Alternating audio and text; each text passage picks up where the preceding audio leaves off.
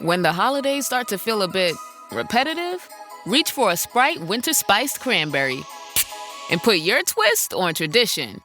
A bold cranberry and winter spice flavor fusion, Sprite Winter Spiced Cranberry is a refreshing way to shake things up this sipping season. And only for a limited time. Sprite.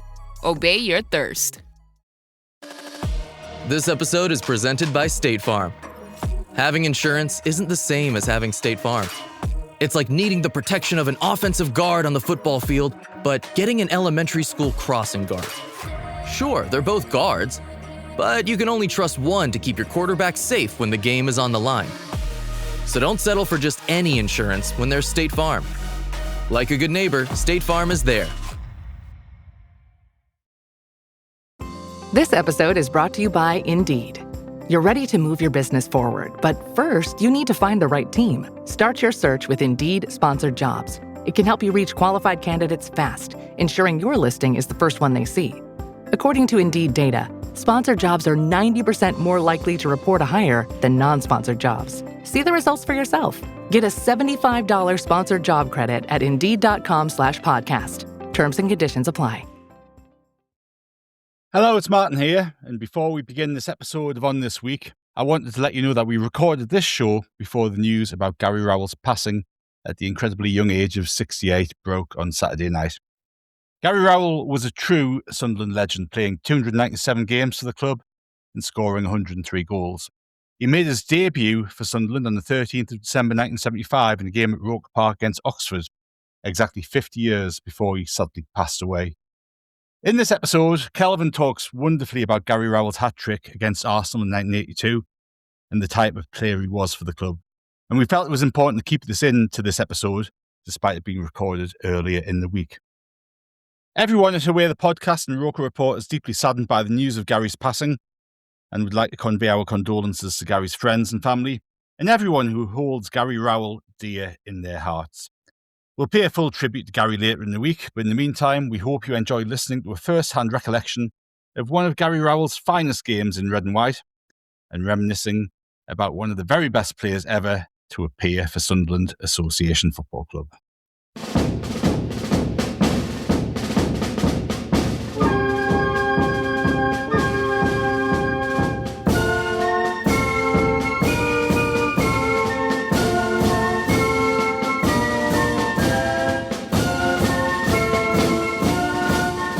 Hello and welcome to Away the Podcast, sponsored by Live Score Bet. It's Martin here, and you join us for another episode of On This Week, where we take a look back at some of the highs and some of the lows that have happened on this week in the history of Sunderland AFC.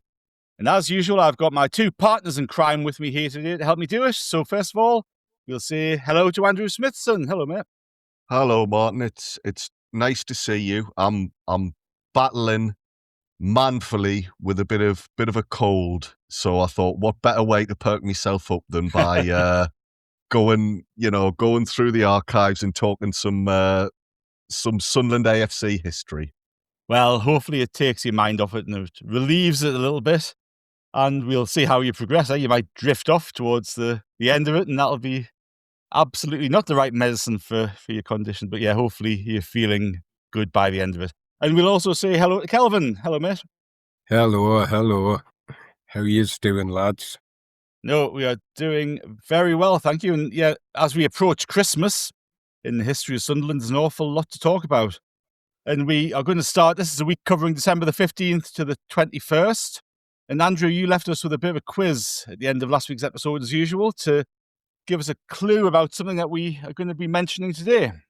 Yes, we always like to set a little warm-up, don't we, just to tease the listeners and get them thinking. Last week, we also spoke, if you remember, about a Sunderland win in 1991 against Leicester. Yes, a good friend of mine, Bally, moments before we hit record, has just sent over a load of newspaper clippings from that game and talking about the fan vote that we spoke a little bit about. Oh, yeah. So, yeah, I'm looking forward to getting stuck into those once we finish recording. Like you say, assuming I can stay awake and the night nurse and all of that doesn't kick in. The quiz question, though, the other thing we spoke about was later on in the decade. 17th of December 1994. It was another home game, another Sunderland win. This time it was against Bristol City, and we won 2-0, courtesy of a couple of goals from Lee Howie.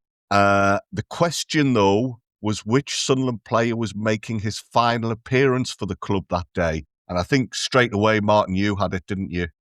I did. I remember this game vividly. I remember being in the Fulwell end watching it. And before the match, there'd been an awful lot of talk about us wanting to sign Bristol City's left back.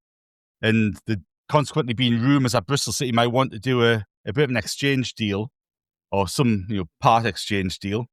So I remember watching Martin Scott with a little bit more concentration than you might watch an opposition left back. And I think he got booked pretty early on in the game as well. But I think it was Gary Owers who made his final appearance for the club, and he headed south, and Martin Scott came north, didn't he? Yes, you're dead right. Yeah. Did he not skate south? Oh, very good. Do you want to explain that one, Kelvin, or should we just leave it? You might have to explain it for a lot of people. He wasn't a fisherman. Well, I'm sure that he married an international ice skater, didn't he? And Yes. her name, unfortunately, is Joanne Conway. Yes, well done, Martin. Good effort. Good shout. Good shout. Is that because you're a Sunderland fan, or you're a big fan of the British figure skating scene from the 90s? Yeah, It was a pipe band for Kelvin in the 70s, wasn't it? So I'd moved on from pipe bands. Yeah. I was skating on thin ice there a little bit. Sorry, lads. You are, going back to that Leicester game, Andrew, with the vote for Dennis Smith. I was reading afterwards as well. It was 10,000 votes collected. So this wasn't just a couple of hundred people who ticked the box. There was 10,000 voting slips had been printed, and all of them had been expected to be filled in. So it was a fairly, given the crowd was 14,000 or 15,000, or whatever it was, it was a fairly significant proportion of the match attending crowd to get their vote cast in terms of whether Dennis Smith was going to stay or go. So yeah, it was fairly significant, I would say. Yeah. It was. Well, like I say, Barry knows me down to a T. And knows that I enjoy when he sends photos over via WhatsApp of newspaper clippings. So I'll enjoy getting stuck into those and just going through some of the details. We enjoyed the chat about it last week, but you never know. I might learn even more. But once I've had a look through them, it was a hectic decade. The Gary Owers thing fits in quite well because he was around the club for quite a few ups and downs over the years. I know he left midway through the decade, but since making his debut in the 80s, he saw a lot of good times for Sunderland. He's played at Wembley a couple of times for us, but he's also seen some pretty dismal days. I can't remember many exchange or swap deals since then. It's quite unusual. It's quite unusual. It's also unusual that, of course, the team we were doing the deal with, Bristol City, happened to be the team we were playing. And like you said, Martin, you got an early sighter of what Martin Scott could potentially do. I've just thought of a swap deal. Didn't we swap Josie Altidore for Jermaine Defoe? I think, everyone talks about that as being a great bit of business, and Sunderland pulled off a major transfer coup there. I could be talking rubbish here, but I think we didn't deal with Toronto directly. I think we loaned Altidore back to the MLS, and they chose which, because it was a franchise system. Yeah, like a franchise. I think, yeah. Yeah. So I think we got Defoe through the MLS. Hey, maybe it was David Bruce pulling the strings back then. Who knows? It just was coincidence that we took a striker who'd been at it was Toronto, wasn't it? I think, and they then gave MLS saw fit to give them Altidore as a replacement. But yeah, that was a pretty impressive switch. I mean, Martin Scott was an excellent player for us. He was. Just a shame that you had to lose Gary Owers. I mean, I've said before, I always like a local lad. I always like a lad who's come up through the academy or the youth team as it was back then. I think it was quite obvious watching him that he had a long-term connection with the club. He wasn't just passing through, because my memories of Gary Owers were always, I mean, yes, he was a very talented player, but he worked so hard. He had a great engine. Wherever you put him on the pitch, he would do a good job for you. So really committed. He was a real team player. I get the impression he was quite a popular lad as well behind the scenes. I think he was well liked by his teammates. I know him and Dickie Ord were really close pals. And having made his final appearance for Sunderland, that left him on 320 outings for the club. Got 27 goals for us. And that's not bad going. I mean, over 300 appearances. That puts him up near the top of the all-time appearance maker list, you know.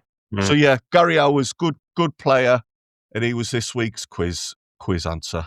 It was always a funny one with Gary Owers, because he was part of that group that Dennis Smith relied on heavily in the third division, wasn't he? I think Dennis Smith gave him his debut in the first game of that season, and him and Gordon Armstrong were very, very highly rated at the time, and there was an awful lot of clubs watching them.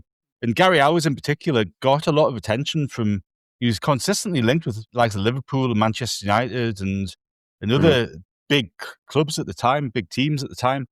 And, if you think he was 26 when he left Sunderland, and he'd been part of the first team for, 7, 8 years? He played an awful lot of games, just 320 games in that time. But it kind of seemed a shame that he didn't go up a level when he left us. I think we've talked before about Terry Butcher's handling of different players, and I think he was part of that group that Butcher wanted rid of. And it was such a shame that he didn't step up a level after leaving Sunderland. I think he's one of those players who probably stayed at Sunderland too long if you're going to maximise the career that they're going to have. He went on to play for Bristol City, Notts County, people like that. He actually played for Sam Allardyce at Notts County, which was a little interesting connection.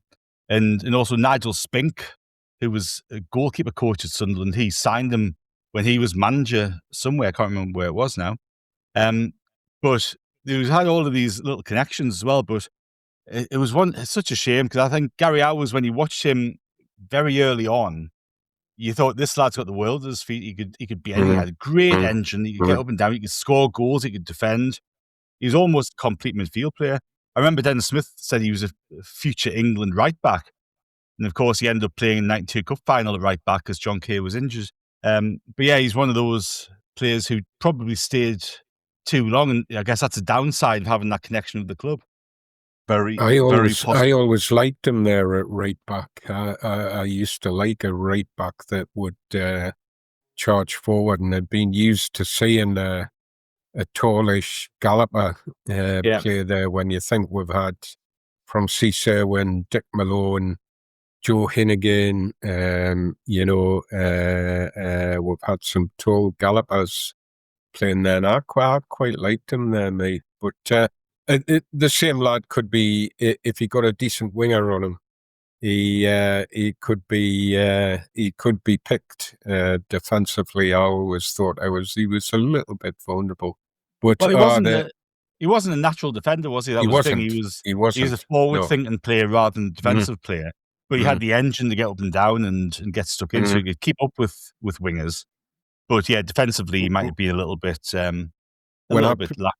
When I picture him in my mind's eye, I can't help but picture him at the playoff game against Newcastle at St James's Park. Yeah. Charging up and down that flank. I just thought he was marvellous that day, and their defenders on that side must have been sick of the bloody sight of him coming at them, because he just kept running and running and running. It was brilliant. I think Owers was involved in creating the first goal. First goal Now for Eric that you Gates, say yeah. that. Yeah, he put the ball yeah. over for Eric Gates. Yeah. You know what? He probably would have been the perfect wing back if teams had played with 5 at the back in those years. Yeah. He probably would have been the perfect wing back. But there you go. Martin, you said there maybe it was his loyalty that meant he stayed a little bit too long. I remember both him and Gordon Armstrong being subject to bids from Premier League, or perhaps there was still First Division at the time. So there was interest in both of them. But you mentioning Gordon Armstrong there just reminded me earlier on in the week, I was at Epperton watching the youths in the FA Youth Cup. Yeah. They got a good win. But just stood next to me was Gordon Armstrong himself and Martin Scott. Now, Martin Scott, after Gabbiadini, I always talk about Marco Gabbiadini being like my first Sunderland hero. I think it was probably Gabbiadini, Tony Norman, and then Martin Smith. So there I am in my mid-40s, giddy, stood next to those two. And then later on in the game, Paul Bracewell turns up. Oh, really? He has a couple of minutes chat with them. So yeah, it was a nice little Sunderland reunion from the 90s. There, it was good fun, and I was doing my best to eavesdrop, but I didn't pick up any juicy gossip, I'm afraid. That's a shame. Anyway, we might as well get started with this episode, mightn't we? So we're going to kick off. We're going to kick off the week on December the 15th. Now, 1923, there was a game at Roker Park against our nearest and dearest rivals from up the road, Newcastle. Sunderland won 3-2 in this game, and all the goals were in the first half. It was 3-2 at half-time. Jock Patterson got one for us, and Arthur Tricky Hawes, as we've come to know him by, got 2 goals in 2 minutes to get that 3-2 win. 1984, we've talked a few times, haven't we, about Ipswich and the Sunderland connections that transpired from Portman Road. We beat Ipswich 2-0 down at their place on December the 15th, 84. Gary Bennett and Clive Walker got our goals. The Ipswich team had Terry Butcher in, Eric Gates and George Burley, and Bobby Ferguson was the manager. He'd taken over from Bobby Robson. And obviously Bobby Ferguson went on to be assistant manager to Terry Butcher at Roker Park. 1998, we played Crystal Palace at home at the Stadium of Light, beat them 2-0. Martin Scott, who we just mentioned earlier, got a penalty. Danny Dichio scored the other goal. But Terry Venables was the manager of Palace that day, which, that was only 2 years after Euro 96. And he was managing, it must have been the Championship. So, to go, he came into the England job and had a brilliant impact on the national team, but he's always kind of viewed as a bit of a rogue manager. He was one of the few sort of rogue managers that the FA have ever actually taken a punt on, and they got the rewards during the Euro 96, but he kind of left shortly afterwards. I hadn't realised he'd gone back to Palace because he was there. I don't know if you can remember the 1975-76 season cup game. Yeah. When Malcolm Allison was the coach and Malcolm Allison was the manager and Venables was the coach of Palace. Then I don't think he'd long finished playing. He's an interesting character, wasn't he? No, he is. He could.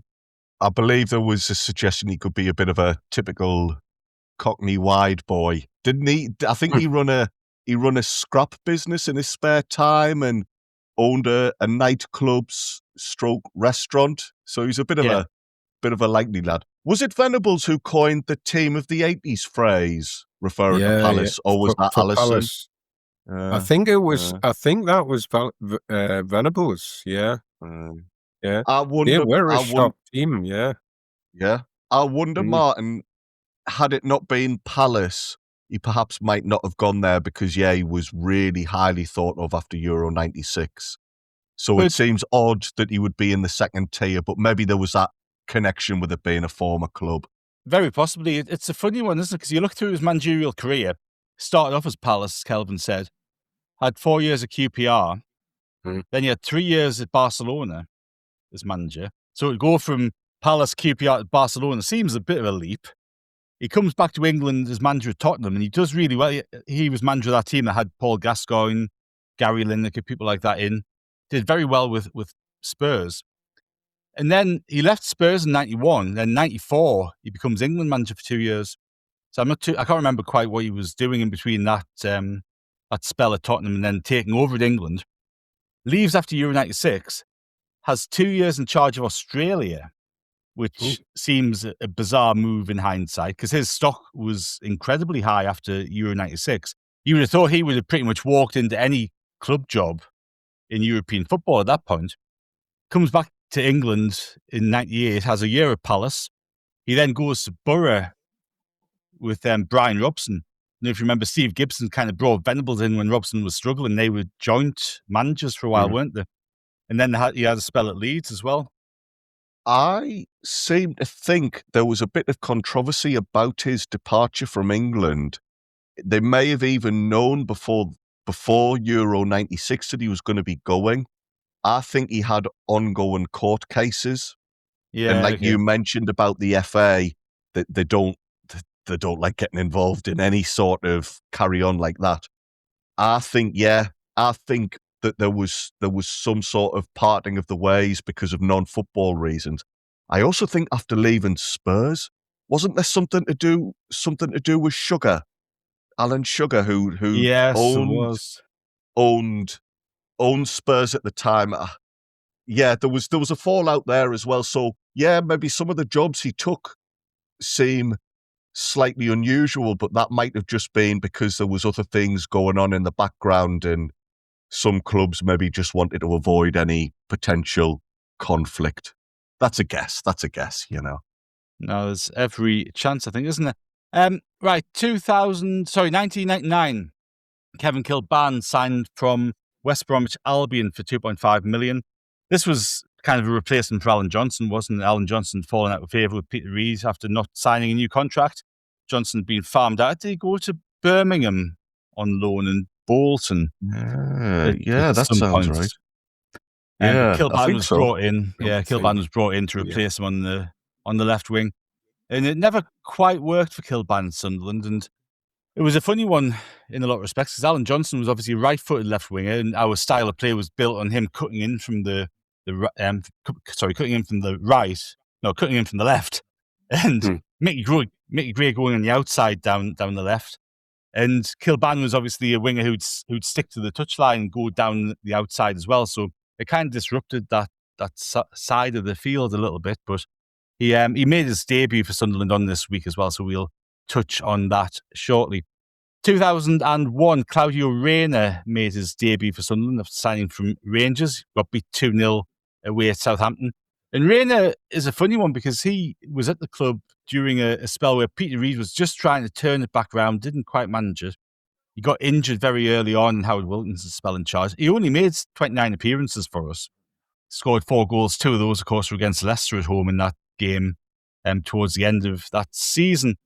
2002, Sunderland beat Liverpool. Now, this was Howard Wilkinson's best day in charge of Sunderland, I think, wasn't it?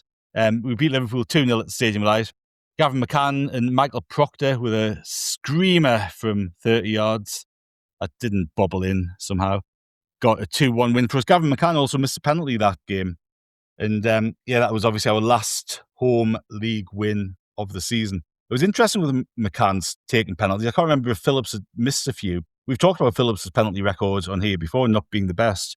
But I think, I can't remember if Phillips missed one or he wasn't on the field, but McCann missed a penalty on 60 minutes. But for our first little bit of insight today, we are going to go to Andrew, and Andrew's going to take us back to 1996 for a game at Roker Park where Sunderland played Chelsea.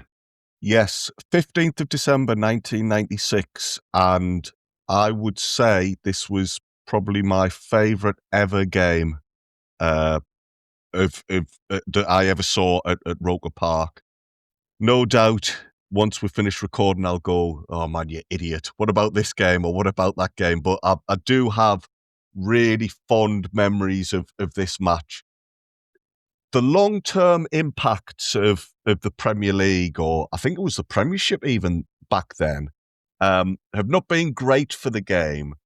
But I remember at the time when it was first created and Sunderland were out of the division, I was a teenager, maybe a bit naive and what have you.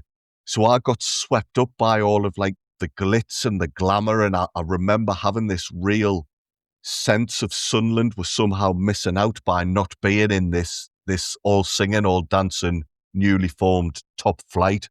So for us to then go up, we'd won the second tier in 95, 96, to then go up and at the start of it, particularly at home, make a real good fist of being in the Premier League.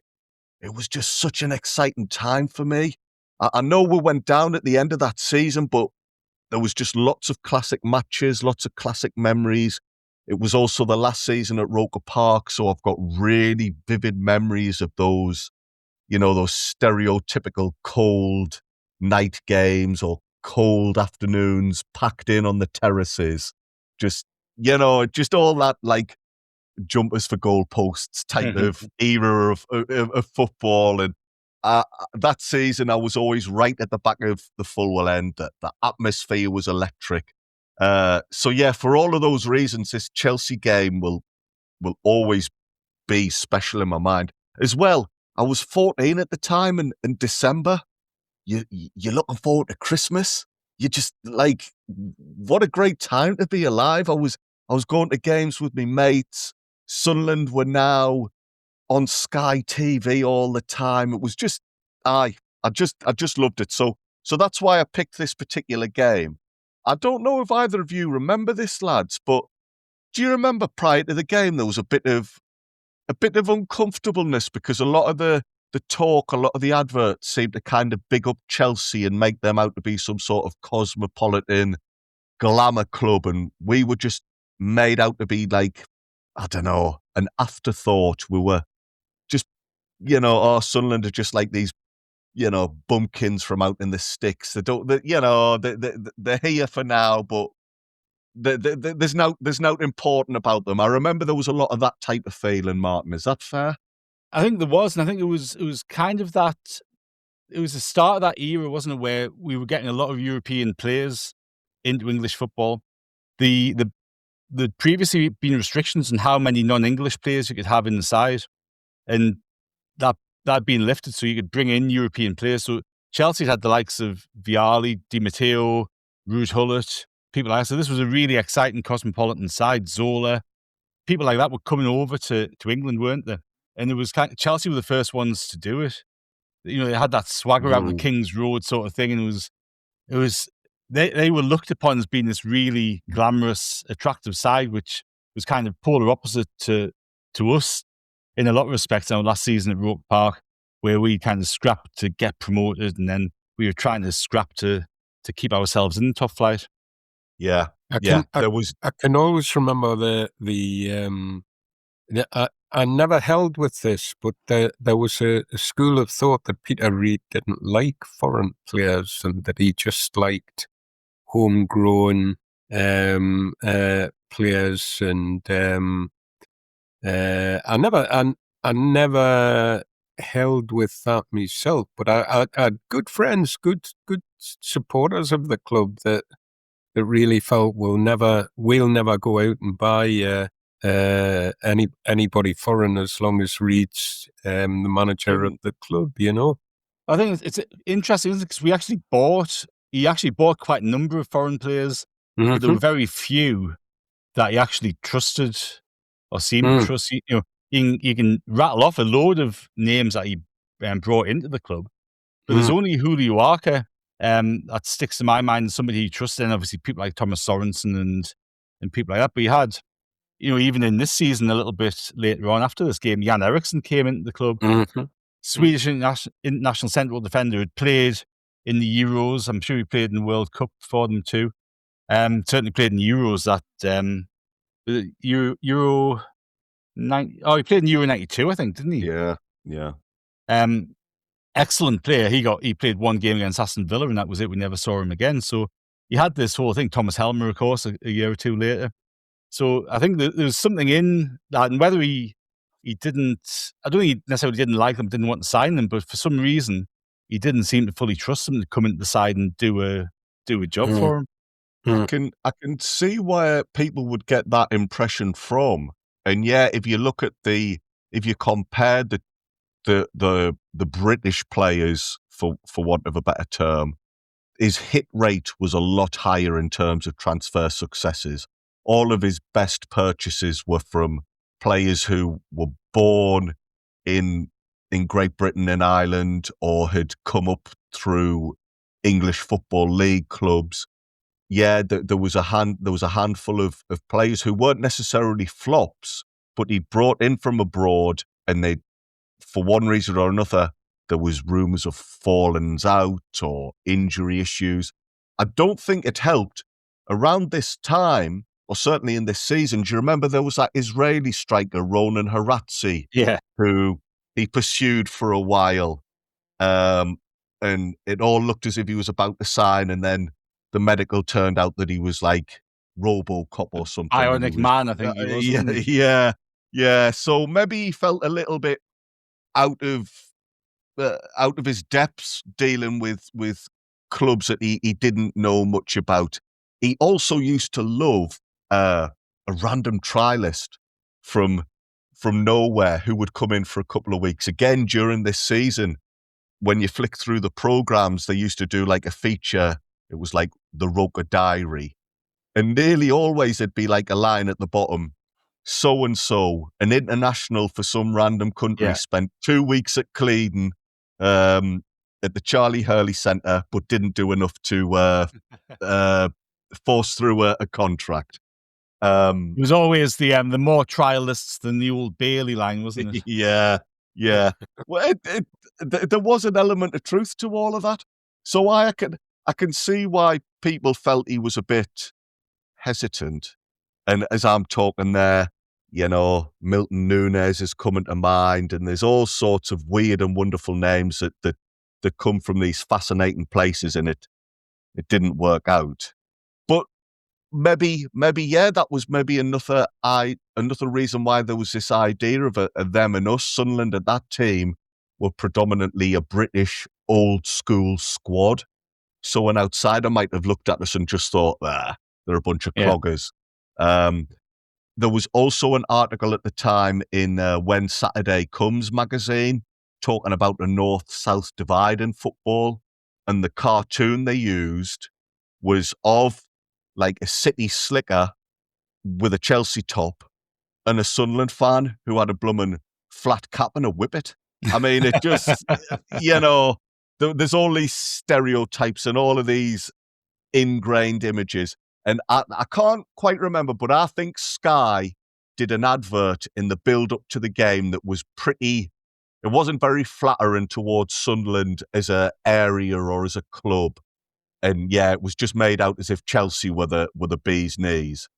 So there was that little bit of niggle. But for me, here we were, I'd watched it from afar for so long, and now Sunderland are the big Sunday afternoon game live on Sky, and you just, it was a really, really interesting time for me and the club and football in general. There was 19,683 there, and that, as I say, it included me, it included all my schoolmates. All we ever talked about was, for the first half of the week at school, was the game just gone, and then the second half of the week at school would be talking about the game that's coming up. So we will have been building this up for the last few days and saying to each other, everybody hates Sunderland, everybody thinks we're a bunch of losers, and everybody thinks Chelsea are the big I am. So yeah, we're well up for it. The team, Lionel Perez in goal. You had Gareth Hall and Darius Kubicki both playing as fullbacks. Obviously, everyone talks about when Hall came in to replace Kubicki earlier on in the season, but this was an example of them both playing. They were either side of Richard Ord and Andy Melville. Melville, the day before, had been in Cardiff playing for Wales in a World Cup qualifier against Turkey. Oh, really?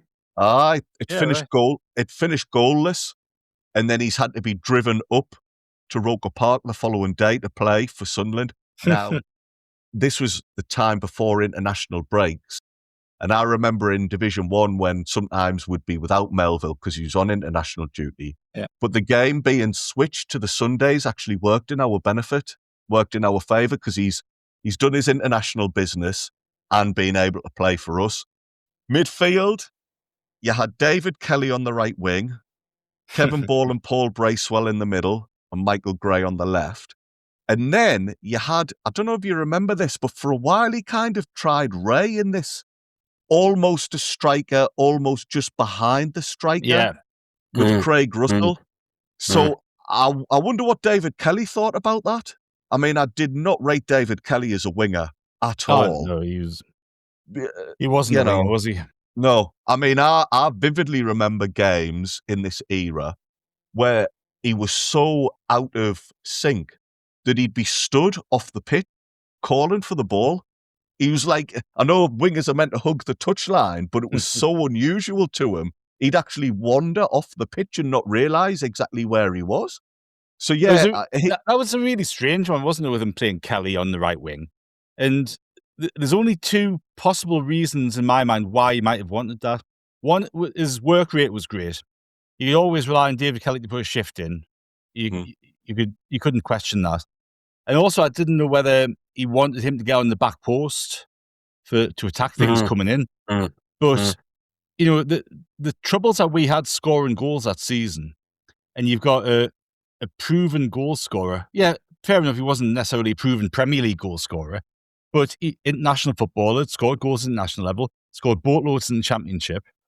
To not even give him a run of 5 or 6 games playing through the middle beggars belief, really, doesn't it?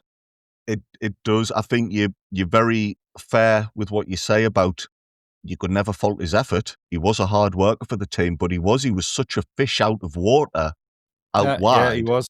Yeah. Whereas he seemed, like you say, like a natural goal scorer. So it is peculiar that you never got to see him really given that opportunity, particularly when he's trying Alex Ray. Not as a centre forward as such. He was a little bit behind Craig Russell. Well, he was kind of playing as the attacking midfield player, wasn't he? He was playing in that what you call a number 10 role now. Yeah. I do wonder though, like maybe David Kelly felt a bit, not cheated, but a bit shortchanged that he wasn't ever given a proper opportunity to show what he could do. Well, he probably would, but you know, even in that team, Craig Russell played out wide a lot for us over time. Yeah. I don't even remember them switching him in game where, you know, you've got, all right, put Russell out on the right wing for half an hour and put Kelly through the middle. I don't ever recall that happening. Yeah. Kelly was always on the right-hand side. No.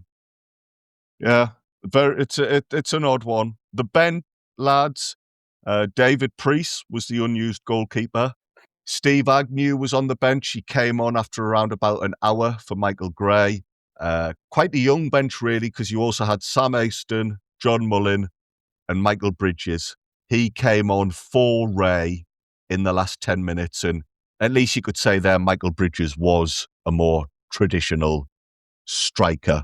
So, that's a team there.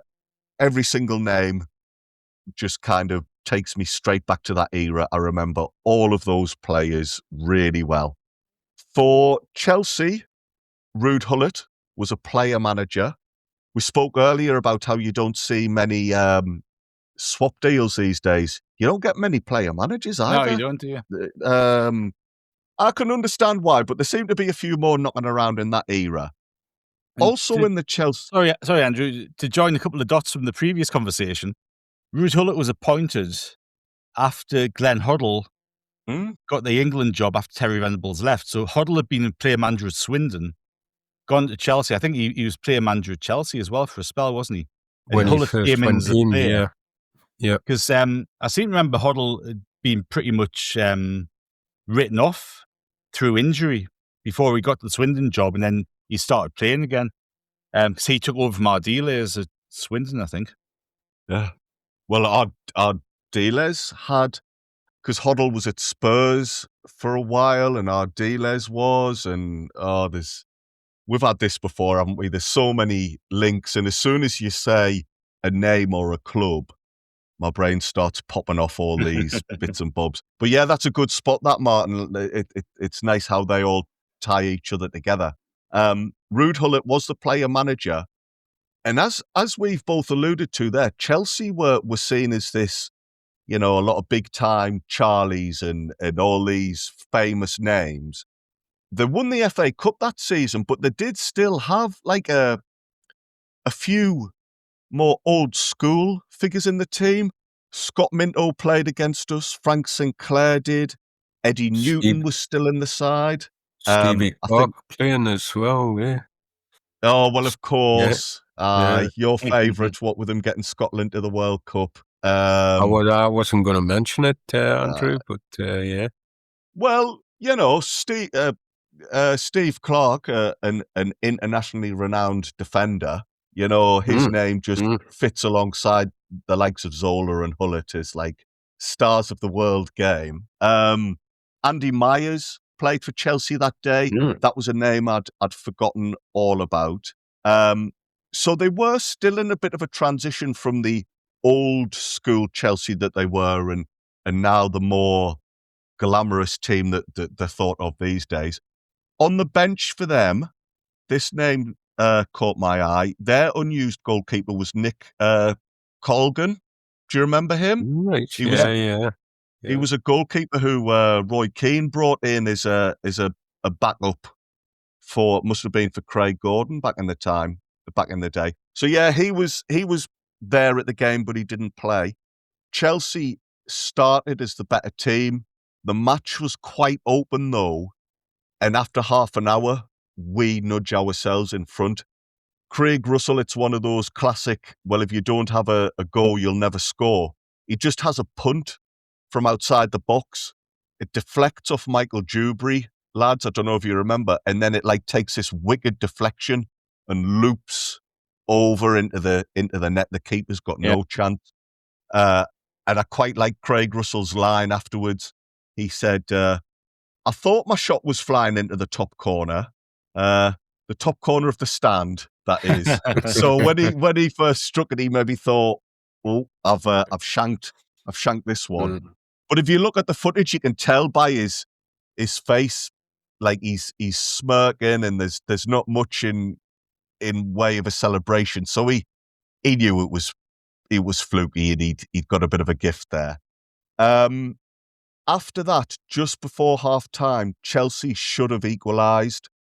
Dennis Wise, another British player in the team for Chelsea back then, he's cleaned through. But Lionel Perez is very brave and dives at his feet. I know we've spoken about Perez before, and he had his faults as a goalkeeper. But he was always brave, to be fair to him. I don't ever remember him chickening out of any one-on-ones or anything like that. That was really important because that meant we were still 1-0 up at the break. Chelsea in the second half changed formation and are even more open to try and get this equaliser. They really go like into an attacking mindset. But if anything, that helps us because they're a little bit wide open at the back. And within minutes of the second half, we make it 2-0. And if this Chelsea game is probably my favourite at Roker Park, this goal is probably my favourite at Roker Park. Michael Gray on the wing puts in a beautiful cross, and there's Kevin Ball just flying through the air for this brilliant diving header in front of the full well ended. Yeah. Goes absolutely wild. And I think the reason I like it so much is I remember my memory of it is the version in my head is not the version I've since seen on the TV. It's the version that I watched live, if that makes sense. So I'm just watching Michael Gray down the wing, getting ready to cross the ball in. I've not seen that Kevin Ball's made a fantastically timed run into the box. So as I follow the ball, I suddenly, from nowhere in the corner of my eye, here's Kevin Ball flying through and scoring the header. And just, full well end goes mental. The goalkeeper for Chelsea, I'm going to mangle this name, but I remember it. It was a fella called Frode Grodas. That's right. He had absolutely no chance with that Bally header. It was brilliant. To sum Kevin Ball up, though, within seconds of that, he's then at the other end of the pitch, clearing a dangerous cross from Ruud Gullit. And that just says it all about Kevin Ball and the job he did in midfield. He was involved in winning the ball. He could be involved in attacks, but he was also really important in defence. And I think that's why he then at the end of the game gets the Sky Man of the Match award. Russell in the 67th minute makes it 3-0. He seemed to score a lot of goals in the Fulwell end with very low drives, along the surface. He seemed to have a particular type of goal he scored. This was one of them. Give him his due. It was David Kelly that set it up. He played a really clever reverse ball to put Russell through. He tucks it away. 10 minutes later, Russell again has a very similar chance, but the keeper saves it this time. And then Grodas goes walkabout. He's outside of his box with the ball. He miscontrols it. Russell's about to close him down, nick it off him and roll it into an empty net, but he only just gets to clear it out for a throw-in.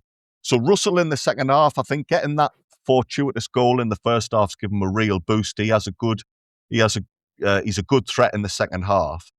Even still, though, even though we're creating chances, even though we're 3-0 up, Chelsea still have their moments, and he's sometimes a figure of fun. But Gareth Hall, to be fair to him, up against Gianfranco Zola, and he's brilliant against him. He keeps Zola quiet. Now, I've said before, I think Hall sometimes got a bit of a bad rap, and maybe he was as unpopular as he was because people were unhappy that he'd taken over from Kubicki in the team. Yeah. But he had a great game that night or that afternoon. Reid afterwards, really impressed with the team, really impressed with Kevin Ball. Couple of points in the aftermath of the game. In the Echo, there's an interview with Charlie Hurley, who'd been brought on at half-time. I don't remember that at all. I might have had to have gone downstairs to try in the scrum for the toilets at the back of the Fulwell end or something, because I don't remember Charlie Hurley being on the pitch. Mm. But he bowed to every stand. He got really emotional, according to the Echo. And afterwards, when he's talking to the paper, he was really touched by the fact that fans remembered him nearly 30 years after he'd moved away. It was at the end of this season he was invited onto the pitch to dig up the centre circle when Roker Park's time was up. And I just wondered, given his comments, if perhaps he hadn't been back too many times. I know he was in charge of Reading during the 1973 Cup run and got a really good reputation. But the way he was speaking, he was, like I say, he was shocked that he was so popular. But in my memory, I remember him always being a popular figure at the stadium of late years. So I don't know, maybe it was Murray making more of an effort to connect with some of the older players and, get them back involved.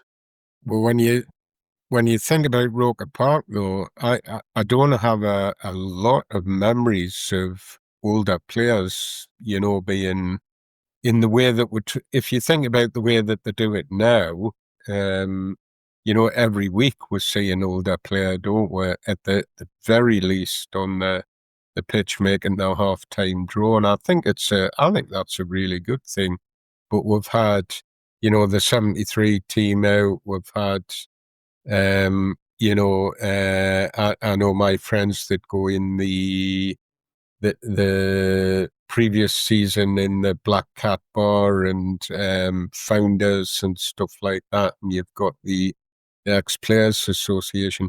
I don't know how well organised that was back then in Roker Park days, I think it takes a bit of stability. The club needs to be stable for that kind of thing to function. I think when you start to get that, it's a sign of a club that's that's got its act together, and that recognises the importance of that. And you're dead right. I think amongst supporters, Charlie Hurley was still a legend, and I don't think there's any doubt about that. But there wasn't any real platform for the supporters to show that at the game, So I'm not surprised he felt like that. I've got very little memory of, from 1974 onwards, of very little memory of players being afforded any kind of platform or welcome. Ex-players I'm talking about. Yeah. I dare say if you went through the programs, there probably was the odd old boy invited onto the pitch for something. But yeah, it wasn't regular.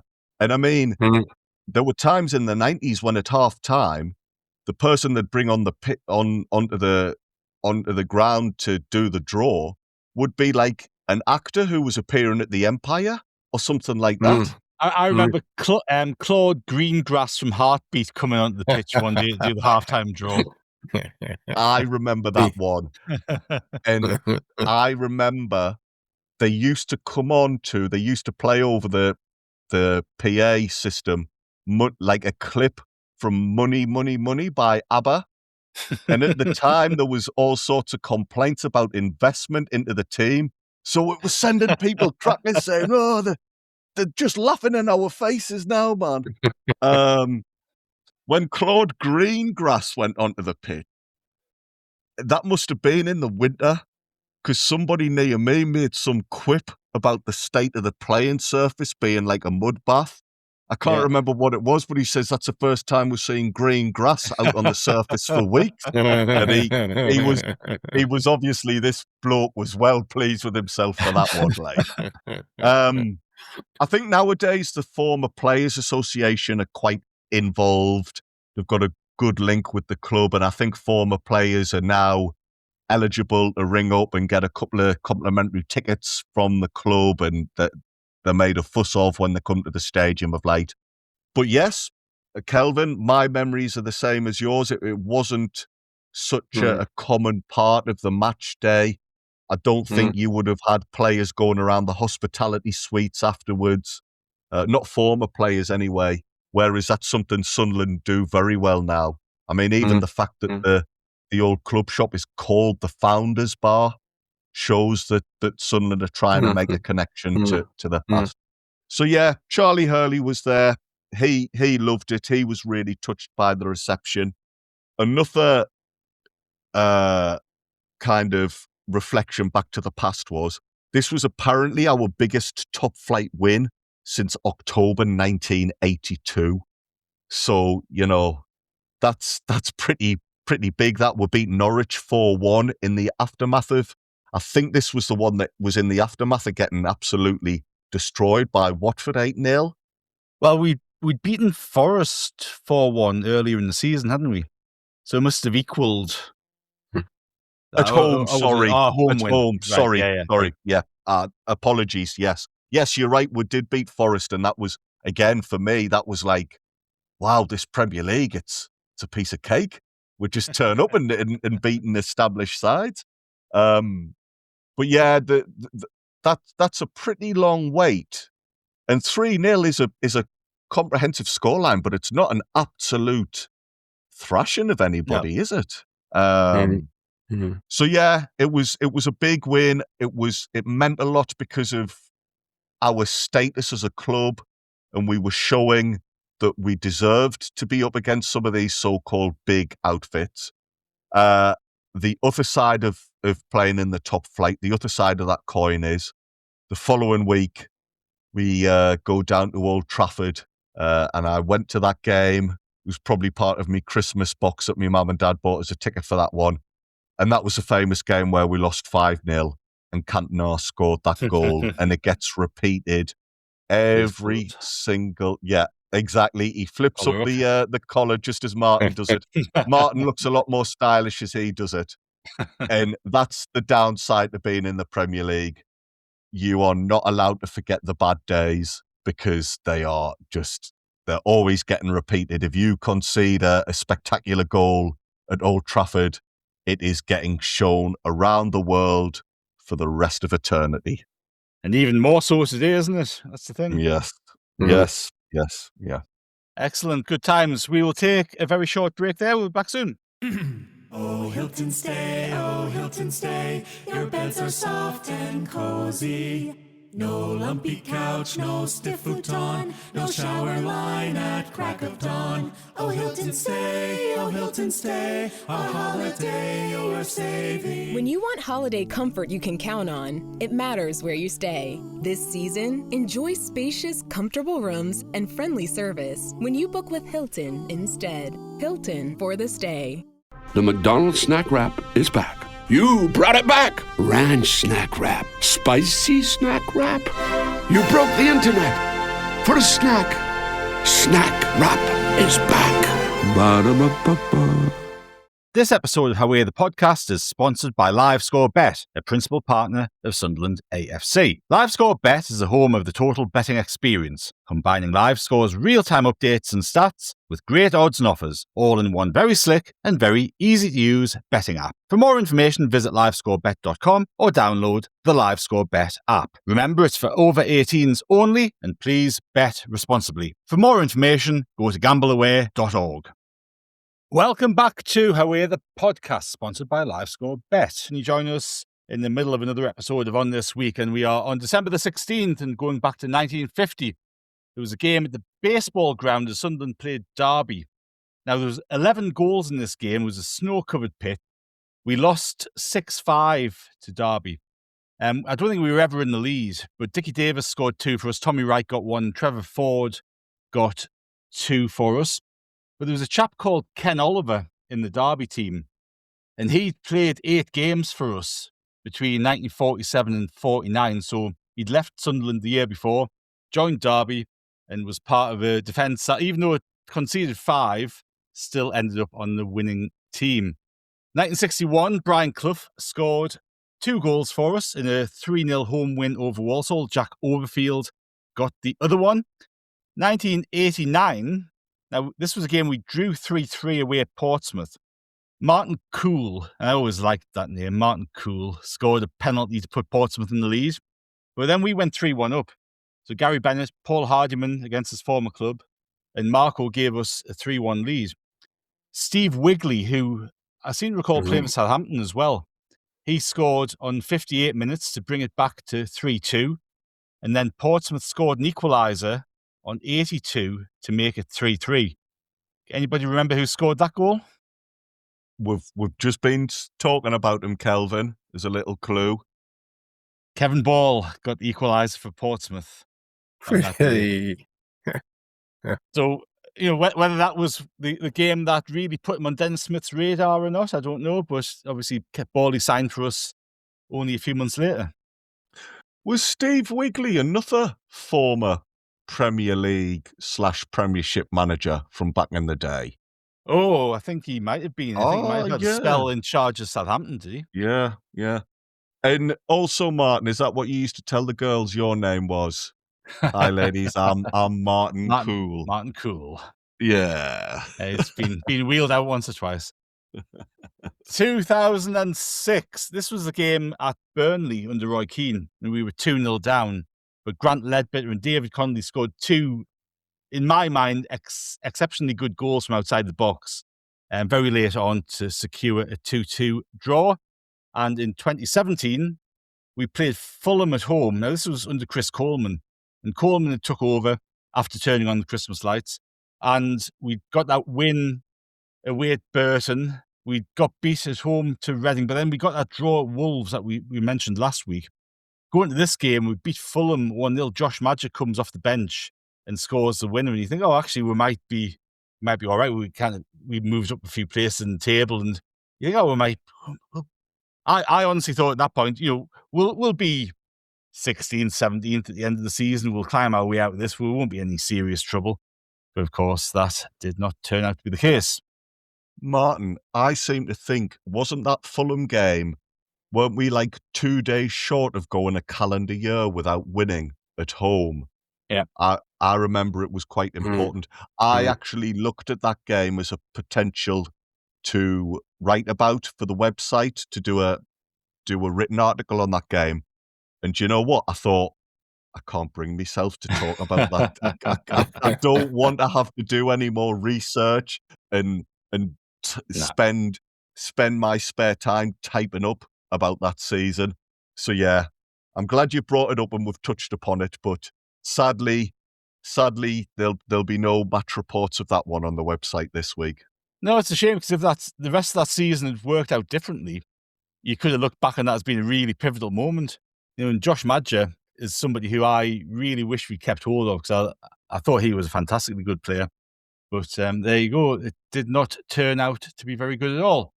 We'll move on to December the 17th, 1892. We beat Preston 2-0 at Newcastle Road. Johnny Campbell and Jimmy Hanna got those goals. 1932, we scored 3 goals in the first half against Portsmouth to win 3-1. 2 goals from Bobby Gurney and another from Charlie Thompson. 1949, we beat Liverpool at Roker thanks to goals from Tommy Wright, Len Shackleton and Harry Kirtley. And in 1960, there was a game away at Swansea Town, as they were. It was a 3-3 draw. We were 3-0 down. Colin Webster had scored 2 in 7 minutes for Swansea, and then Len Allchurch had scored a third on 14 minutes. So we were 3-0 down after 14 minutes. Then Swansea had a player sent off. Mel Nurse was sent off, and this obviously in an era when he didn't get too many red cards at all, and this kind of changed the game for us. Harry Hooper got 1 back on 35. Ian Lauder got 1 back on 55 to make it 3-2. Then Harry Hooper scored an injury time equaliser, would have felt like a winner on the day, in the 5th minute of stoppage time to secure a 3-3 draw. Now, 1994, December 17th, was a game that Andrew talked about earlier. Gary Owers' last game for Sunderland, as Lee Howie scored 2 over Bristol City to give us the 3 points. This was our 1000th league game outside of the top flight on that occasion. 2013, this was kind of when our League Cup run really started to get going. So this was the game against Chelsea that we won 2-1 in extra time. Fabio Barini and Key. Key got the winner in extra time, didn't he? And 2016, another rare moment for David Moyes, as we beat Watford 1-0 at the Stadium of Light. Patrick Van Arnholt with the goal. December the 18th, 1971, we had a 3-3 draw with Millwall. Richie Pitt, Billy Hughes and Bobby Kerr with the goals for Sunderland. Now, 1976, there was a game at Roker Park against Norwich. We got beat 1-0, but Alan Brown made his debut for Sunderland that day. The Norwich goal scorer has a Sunderland connection. Do you want to have a stab at who that is? 76, Sunderland connection. It wasn't. It wasn't Martin O'Neill. No, he wasn't playing for them by then. No, it's a good shout though. Yeah, that was a good shout. I think the fact Martin said a connection rather than a player, is that a little clue? Is it a little clue? But Kelvin was kind of in the right way of thinking there. Okay, it's somebody who we've mentioned on podcasts before, scoring goals against us. Oh, I think it's Steve Bruce didn't play for Norwich until the 80s, did he? It's a bit too early. Too early for Steve Bruce. Yeah, Viv Busby got the Norwich goal. Viv Busby. And there was a former Sunderland player in the Norwich lineup that day as well. Ooh.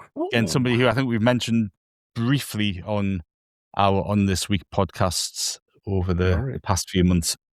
Colin Suggett was in the Norwich team. Get it where? Yeah. There you go. Now, 1983, Sunderland got a 1-1 draw with Leicester. Gary Rowell got the goal for Sunderland. Bob Hazel scored the goal for Leicester, but Gary Lineker and Alan Smith were up front for the opposition on that day. 1988, Sunderland played Plymouth down at their place. We beat them 4-1. Gordon Armstrong, Colin Pascoe, Marco and Eric Gates got our goals. And I think there's quite extensive clips of this game on YouTube. I think that was one of those rare matches that we got good highlights on Tyne Tees the day after, and that is still on YouTube. 5 years later, Marco was actually in the Derby side that played Sunderland at Roker Park. Mick Buxton's Sunderland team took on Derby. We won 1-0. Phil Gray got our goal, and Marco was booked just after the half-hour mark. 1999. Now, this was Kevin Kilban's debut. We talked about Kevin Kilban signing for the club a couple of days early. He came off the bench in this game. I think he actually set up Kevin Phillips' second goal with a nice cross, and Phillips put the ball away. But there was 2 goals for Kevin Phillips in a 2-0 victory. I think you're right. It was really good by Kilban. I think he put it to the back post for Quinn and knocked down for Phillips. I think. But the point remains, it was a really good piece of play from him. And yeah, we all think, oh, Reed's cracked it. It's going to be brilliant. It's a new supply line for Quinny to go in the end of, and Kevin Phillips. But him and Kilban and Quinny would be playing for Era, wouldn't they? They'd be playing for yeah. So they'd know each other's game, you would imagine. I agree with what you were saying earlier about Kilban. I thought he was a really good player. He definitely one of them players.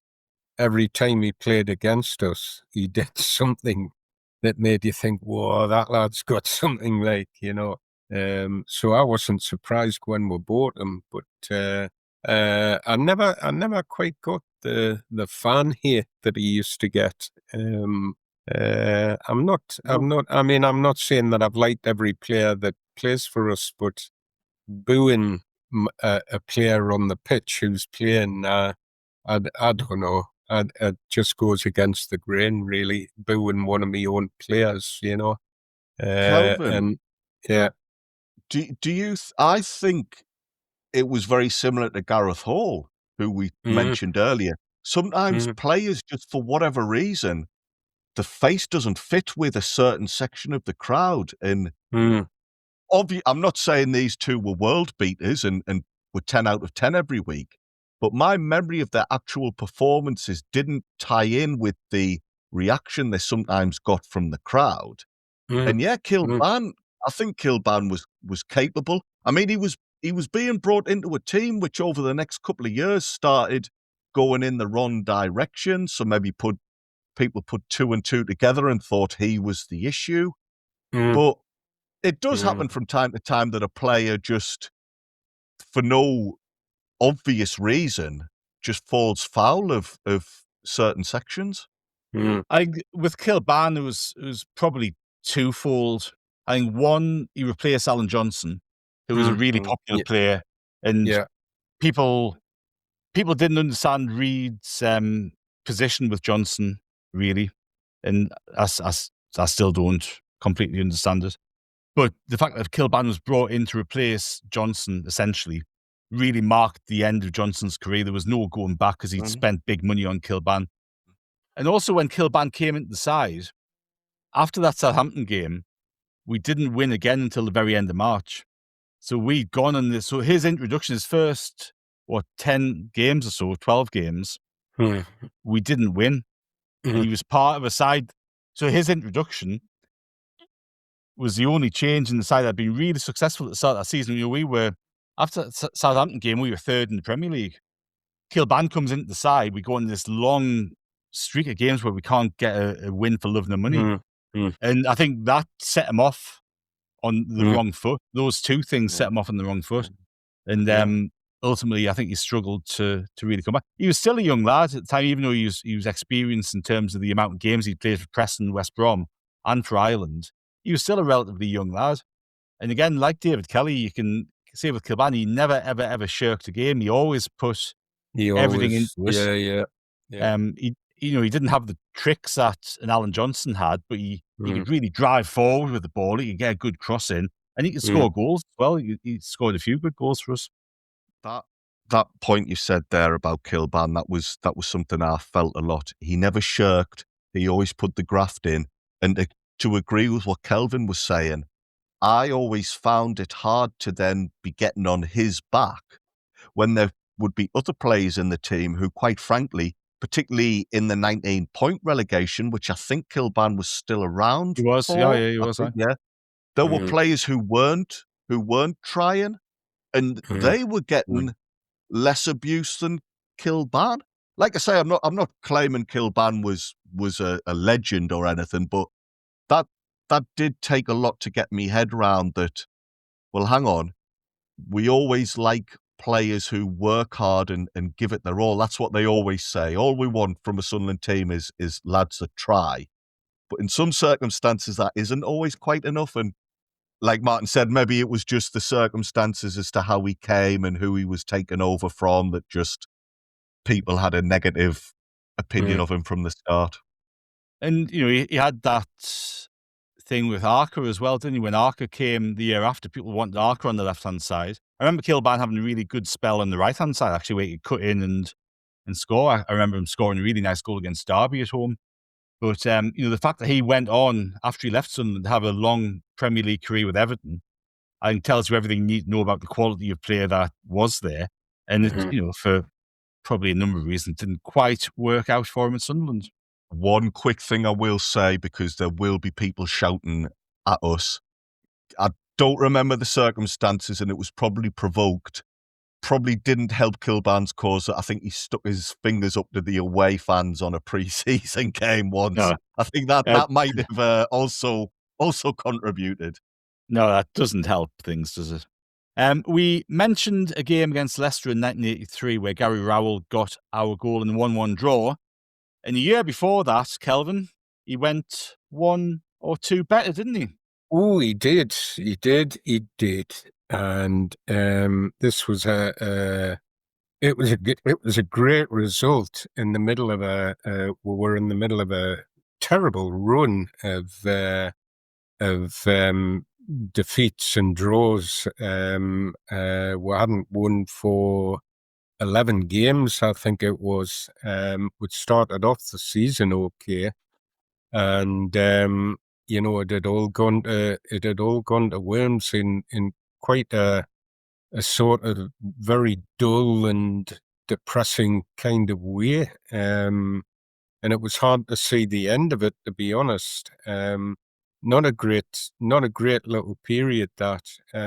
For all I personally quite liked some of Alan Durbin's football, and could see what he was trying to do at times. But that was we were in the middle of a very, very bad spell. And in all honesty, looking at our fixture list, I'm looking at we're playing Arsenal, who, although they were having a little bit of an indifferent season, they were still considered to be one of the elite teams in the division, and still had some handy customers playing for them. I'm looking at Arsenal. I'm thinking, I love going to me football at Christmas, but we've got Arsenal, we've got Man United, we've got Liverpool, and then we've got Nottingham Forest to play. And I'm thinking, where the hell are we going to pick a point up?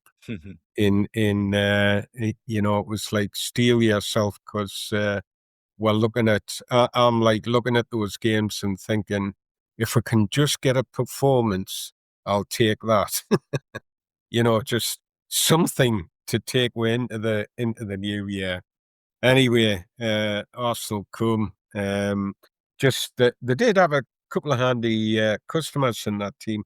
Paddy Jennings was playing in goals for them. For the people that maybe it's the younger listeners that didn't know Pat Jennings, he was in Ireland and Spurs and Arsenal legend. Fantastic goalkeeper. The John Hollins, a very handy player who played for Chelsea. He provided good service at Chelsea, and was playing fullback for Arsenal. Did Chris White, who often gets a mention on here, Chris White, the king of the back pass, I think, one of the great back passers in the game. But he was a real athlete, Chris White. He was a very, very good athlete, and then a silky centre half called David O'Leary playing beside him. And I always liked O'Leary. I always thought he had he had football in him, but he could put the boot in, O'Leary, when it suited him. And I thought he had a little bit of everything.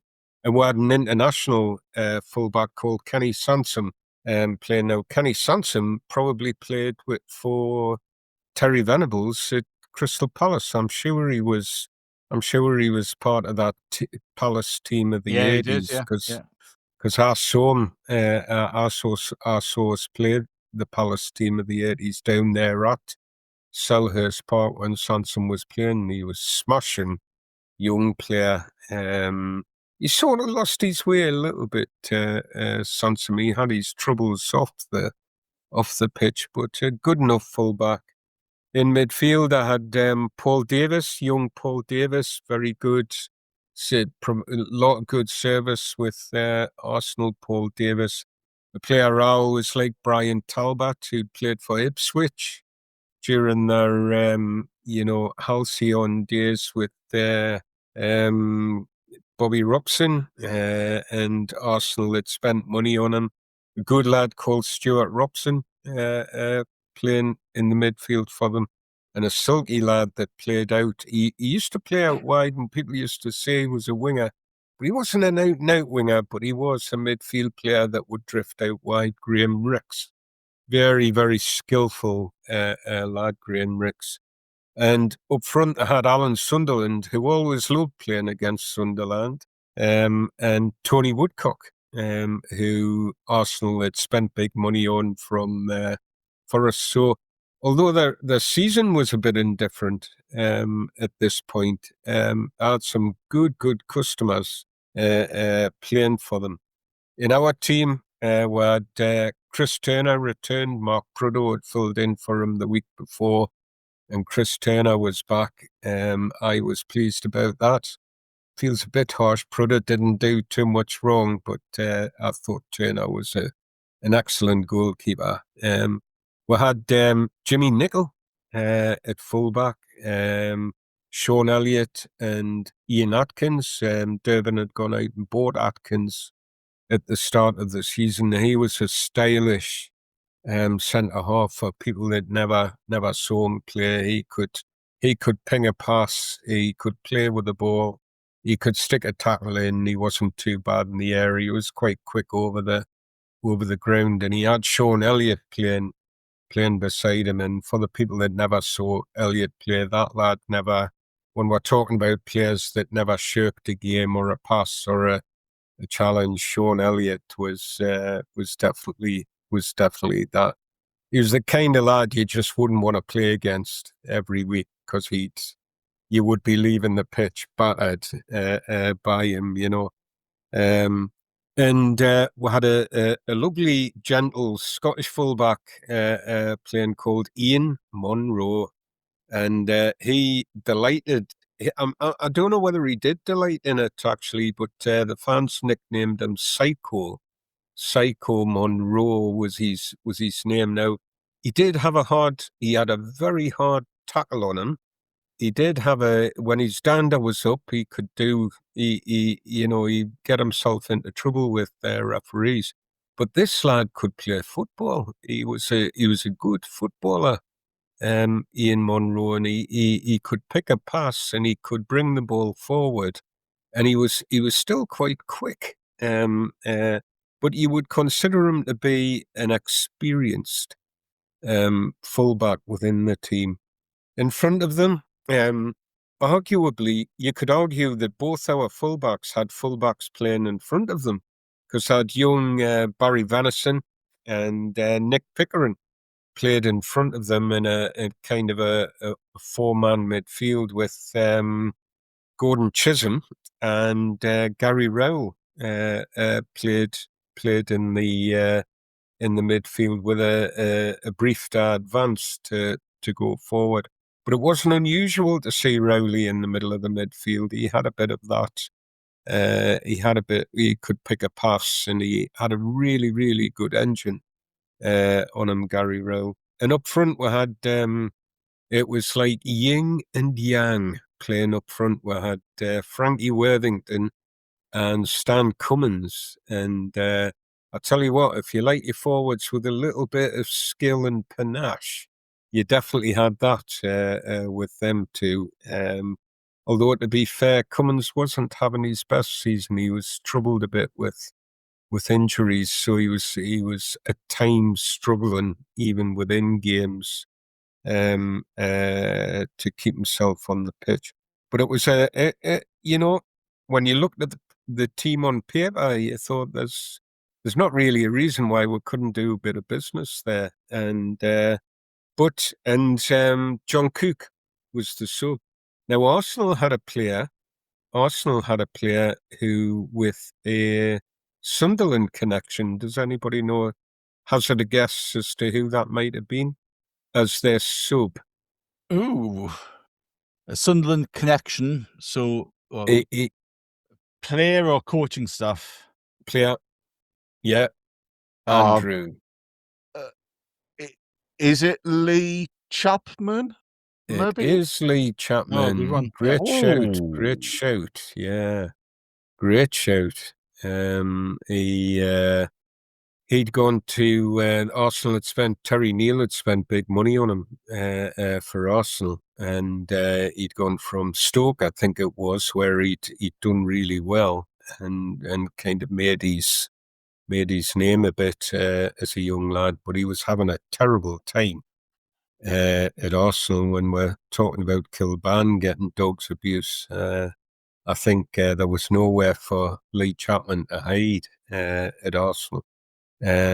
Almost a cliche of a story, a big club spends, comparatively speaking, big money on a relatively young, inexperienced forward, and it doesn't quite work out, but he doesn't get the support that he needs to sort of manage that, so a young Lee Chapman arrived and was on the bench, and I always remember looking at him and thinking that lad really does not look like he wants to come onto the pitch.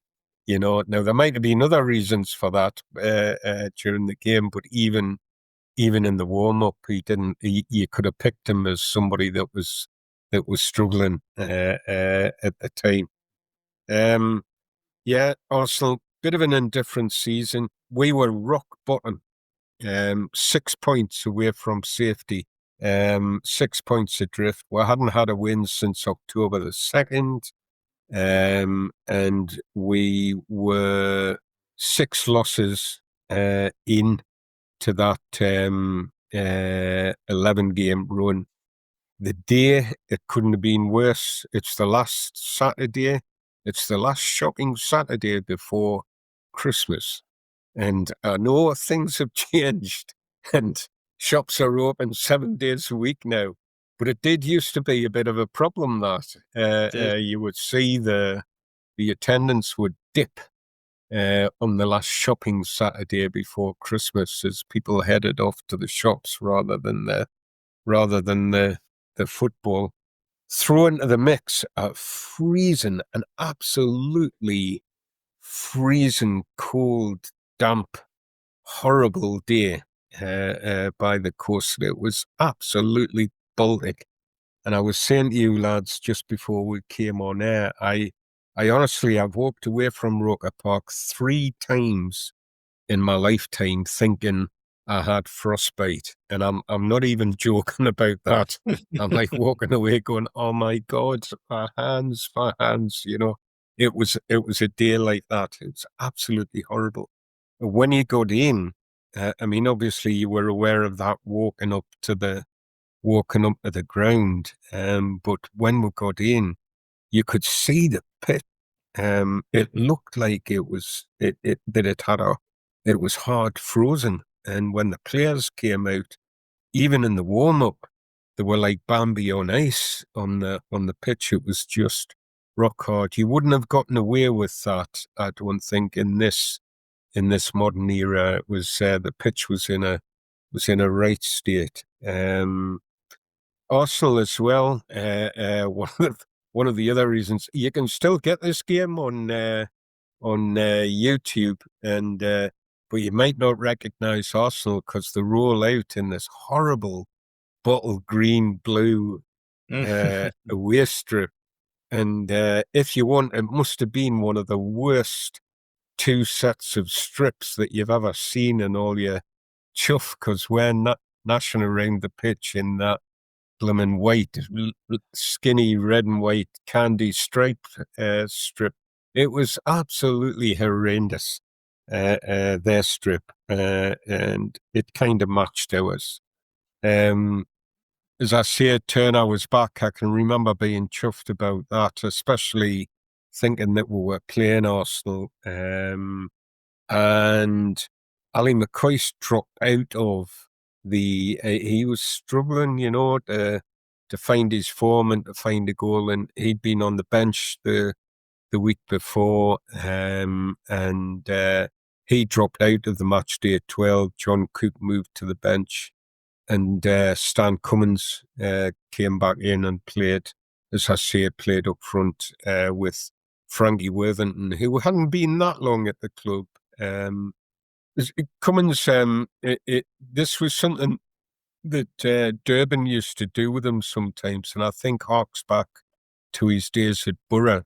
Prior to that, I think Ken Knighton always sort of played him on the wing, and he allowed him he encouraged him to go and try either wing, but you would occasionally see him up the middle, but just as part of maybe as part of a run, he'd have come from the wing, whereas Durban from time to time would let Stan Cummins have a dander up the middle, which was where he kind of played there quite a bit, and it prompted Jack Charlton in his Borough days to say that Stan Cummins would be the first £1 million player to be sold. I think he had visions that Borough would, get lots and lots of money for him. Gary Rowell was at it right from the off. He was in there in the first minute or so with a header that Paddy Jennings did really well to save. We're not too far into the game. It's quite obvious that some of the players are struggling with the conditions, and it looks like you would think that Sunderland had hardened the pitch deliberately, because they seem to be managing the pitch far better than the southern softies from down south, and Gary Rowell especially. And I think that might be testament. I think one of Rowley's skills was his balance. He'd really good sort of balance, and I think that I always thought him and Pop Robson, when they played together, were kind of similar players. Pop Robson had that kind of balance as well, and always looked like they were ready to receive the ball, whatever way it came to them. And Rowley never looked in trouble on the pitch. He was one of the players who seemed to manage it really well. Anyway, he gets in and gets this header, and he's got the full will end jumping. But it's a very relatively speaking, there are lots of gaps on the terraces. There's only just short of 12,000 in there. But it is one of them funny things. I've said this before. Sometimes 12,000 in Roker Park used to make more noise than 20, 22, 23. It's a funny phenomenon that, but it felt like there was more in there. Once we saw that the team were at it, the noise got going, and it was actually, despite the freezing cold, it was actually quite a lot to shout about and sing about as the game went on. We scored an early goal anyway, and Gordon Chisholm and Barry Venison kind of helped create that. Chis had stuck a ball across the edge of the box. I think he was actually aiming for Venison, it got intercepted, but Venison nipped in and stole the ball back and passed it to Gary Rowell. And he did this lovely ability, Rowell. Whatever foot the ball came to, if it came to his left, he could control it and play it to the right. If it came to his right foot, he could control it and smash it with his left. He was probably more left-footed, but he could really immediately get the ball under control. And the other thing that it did was you were never quite sure which foot he was going to hit it with. So a defender would be looking at him and thinking he's going to have a shot. And there was a defender in front of him. And if you watch that first goal on telly, he's outside the box. The ball comes to him and it's like he shapes to shoot. And the defender sort of leans a little bit to block the shot, but he skips. He skips past him. He moves the ball just slightly to the side and pings it with his left foot. And it just goes across Pat Jennings and into the corner of the goal from about 20 yards. Is a really good, typical Gary Rowell goal. You know, it's just, there's no fuss, no... He's not like, bigging it up or anything. He just gets the ball, moves it, shoots, goal. Gary Rowell turns round, trots back up the pitch, and we're 1-0 up. Really, really good stuff. Right after that, Barry Venison, who kind of did well to create that goal, he has a cracking shot that... Pat Jennings actually played really well this game. I honestly, I bet he saved 4 or 5 very good goal-bound opportunities. He kept Arsenal in it with his saves on a difficult day to be keeping your feet in the goal, And Venison and Pickering both had really good games, playing sort of wide in the midfield. And both of them, you saw both of them, not just in attack, but you saw Monroe and Nicol. Jimmy Nicol loved a dander down the wing, and he was actually a really good crosser of the ball, Jimmy Nicol. He played for Man United for quite a few years at fullback in Northern Ireland. He was an experienced lad, Jimmy Nicol. But he was very, very good crosser of the ball if you got him into the right position. And Venice was like covering for him as he went forward. So 2 good lads playing wide, 2 young lads who you thought, if we can keep these lads, we're only 2 players away from a very good team with these 2 young'uns playing. Nicol on 40 minutes, this is one of the things that happens is Jimmy Nicol gets past his marker, leaves his full-back berth, shoots down the wing, fires over a cross. And Frankie Worthington, who also had a good game this day, but if I say it here, it was just all his touches, If Gary Rowell wasn't flashy, Frankie Worthington couldn't pick himself up off the grass without making it look dead flashy, He was just one cool dude, He made everything look really good.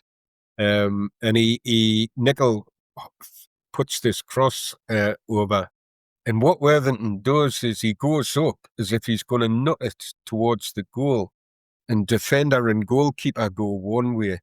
And he doesn't. What he does is let the ball drop off his head to Stan Cummins, who unusually is 7 yards out and literally got an open goal to put it into, and he nearly put it over the top of the rocker end. It was an astounding miss from a lad that usually buried them. It was a fantastic bit of skill from Worthington, though. He was up to that all game, little flicks and little pass backs and little feints and dummies that were creating stuff for people, Anyway, it's 1-0. You know what it's like. We're Sunderland fans. we're going off the pitch. I'm thinking we've had some really good chances there. We've had the best of the game. Arsenal cannot play as badly in the second half. If we don't get the next goal, it'll be ones each. That's what I'm thinking. It should have been 2 to us right after half time we came out, and that thing. Start your half really, really well, and that's exactly what we did. And it was Sean Elliott who, when we had Chisholm playing in the middle of the midfield, Gordon Chisholm could play centre half, and quite often, Sean Elliott used to love a gallop. And sometimes Durban would play him in the middle of the midfield, and he used to do a really good job for me. I used to like to see him in the middle of the midfield. But he also had a good partnership with Ian Atkins. And Elliott goes on a gallop, facilitated by Chisholm a bit. Chisholm drops in, Elliott gallops forward. And seriously, he was really, really good at this. And he lands in the Arsenal box with a ball. And he's taken it from just outside his box, all the way up. It was like something Davy Watson used to do when he played, 2 different kind of physical presentations, but very similar in the way that the ball in the centre half would end up in the opposition's box, And he's got the chance to shoot, but I was going to look up his stats. The amount of times that he gets in there, Sean Elliott, and has a chance to shoot, but he doesn't. And he passes it off. And he actually passes it to Gary Rowell.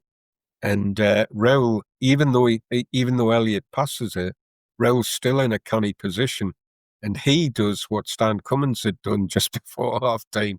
And except it's the Fulwell end that are the recipients of the ball. I think if you'd been at the bog, just coming up from the bog, that ball might have hit you coming out of the back of the steps, because he really, really skied it unusually for Gary Rowell. I'm not saying he never missed a shot, but usually every time he put his foot to something, you thought there was a chance that might go in, but he towed that one right over the bar.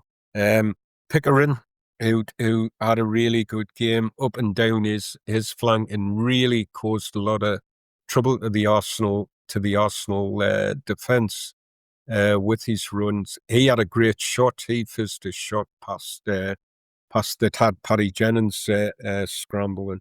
And he had that in his armoury, Pickering. He had a good shot.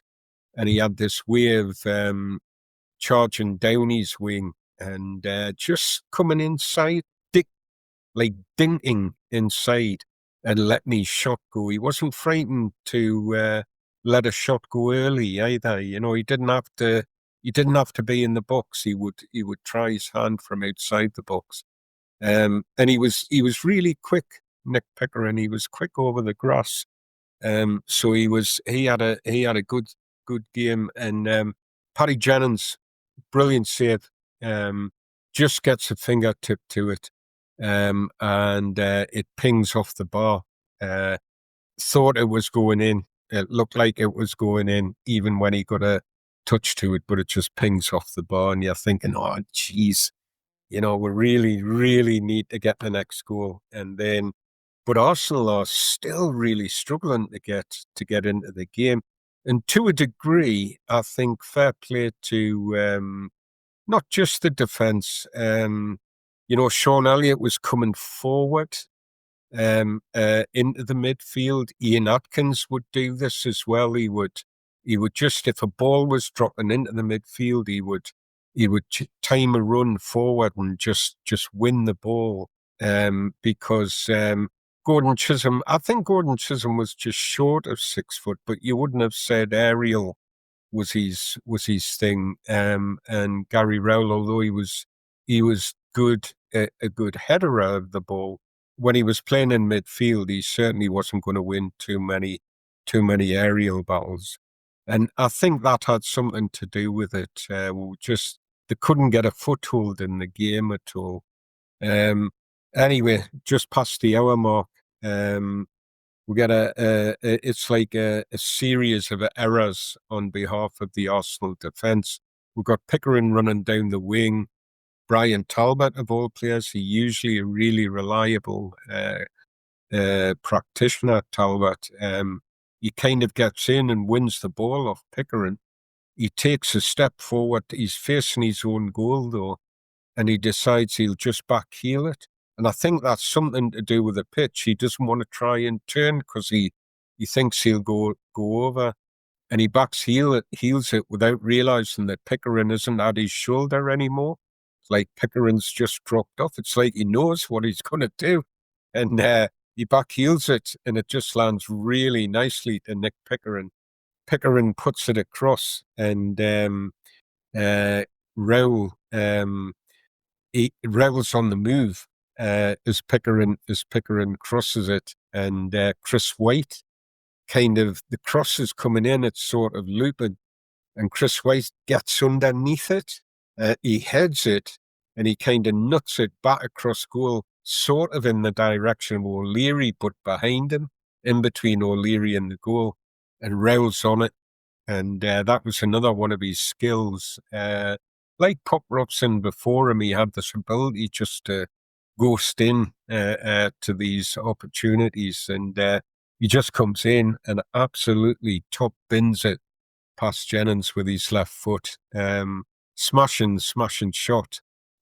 When you look at it, if you watch it on the telly, there's only one place that it can go that Jennings won't get it, and he just absolutely crushes it into the top bins. Really good goal. And you would say another typical Gary Rowell goal. The first one was, and the first one was a typical Gary Rowell goal from outside the box, and the second one was just typical of what he used to do in the box.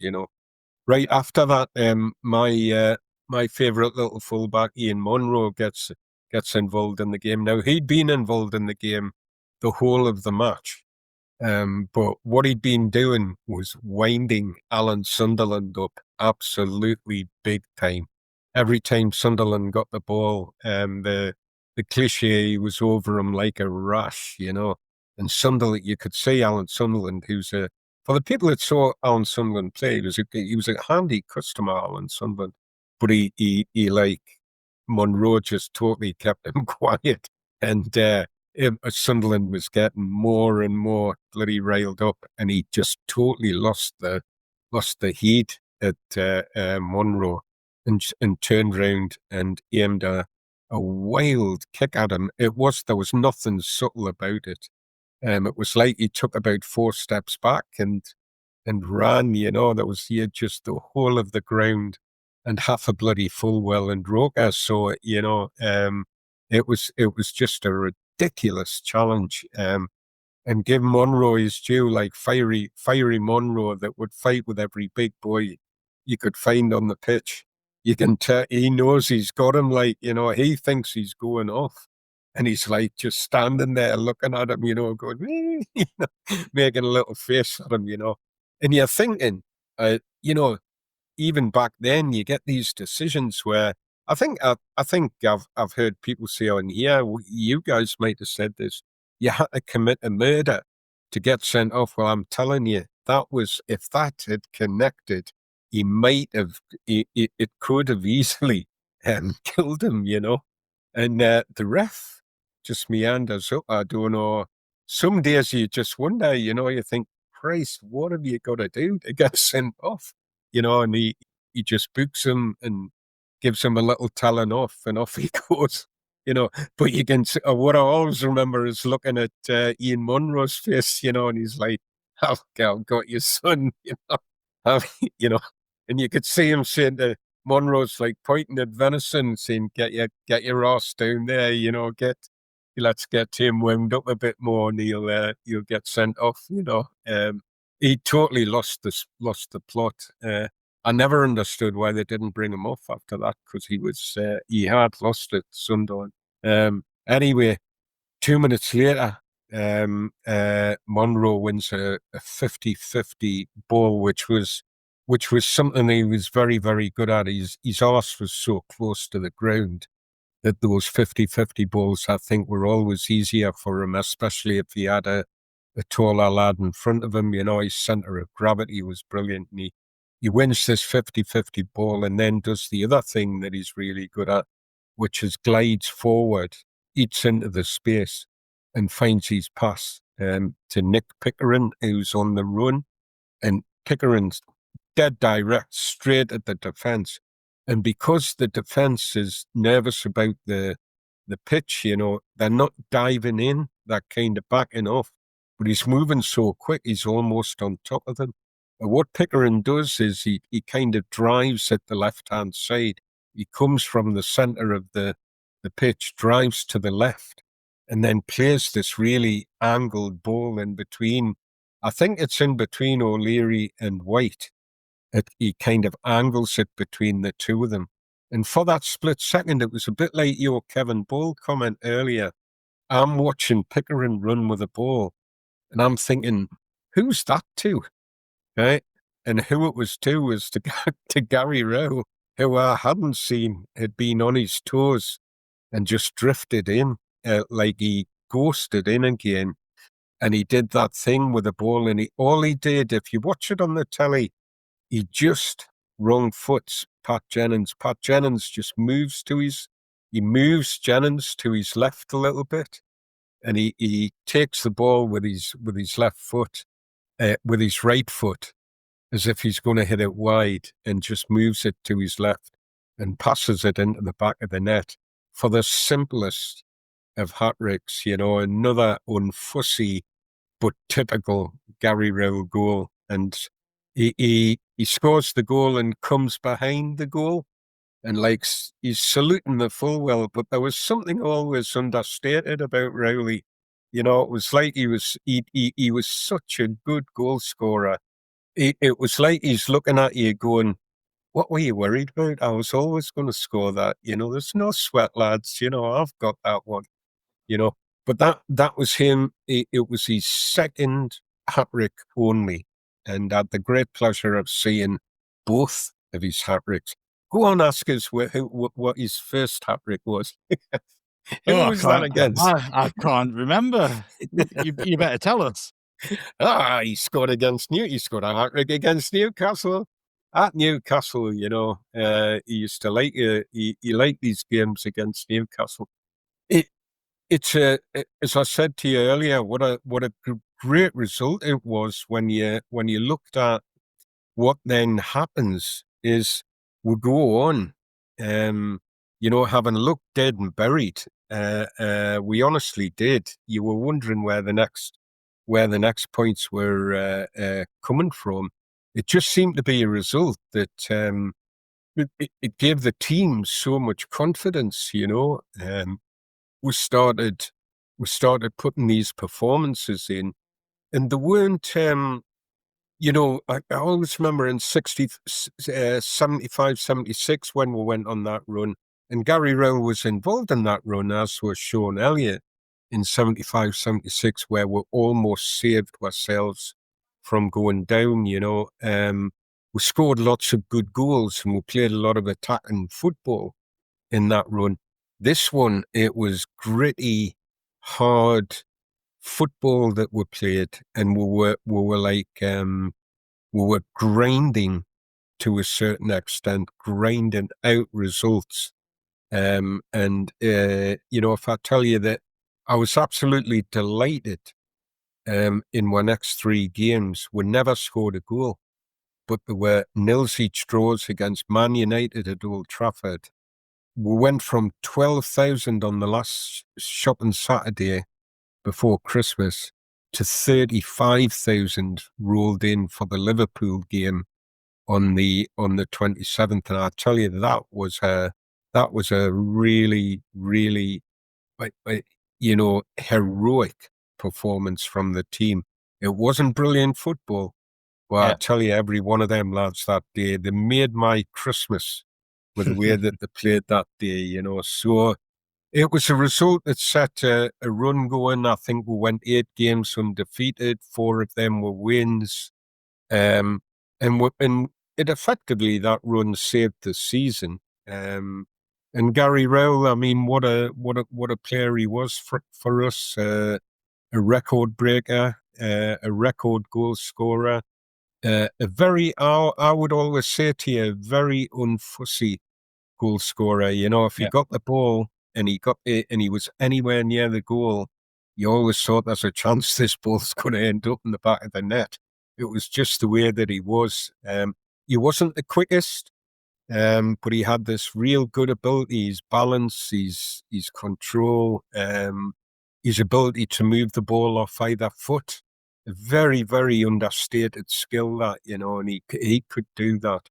But he used to do a job in midfield as well. He was a good passer of the ball, good creator, good mover, good ability to ghost into positions as well.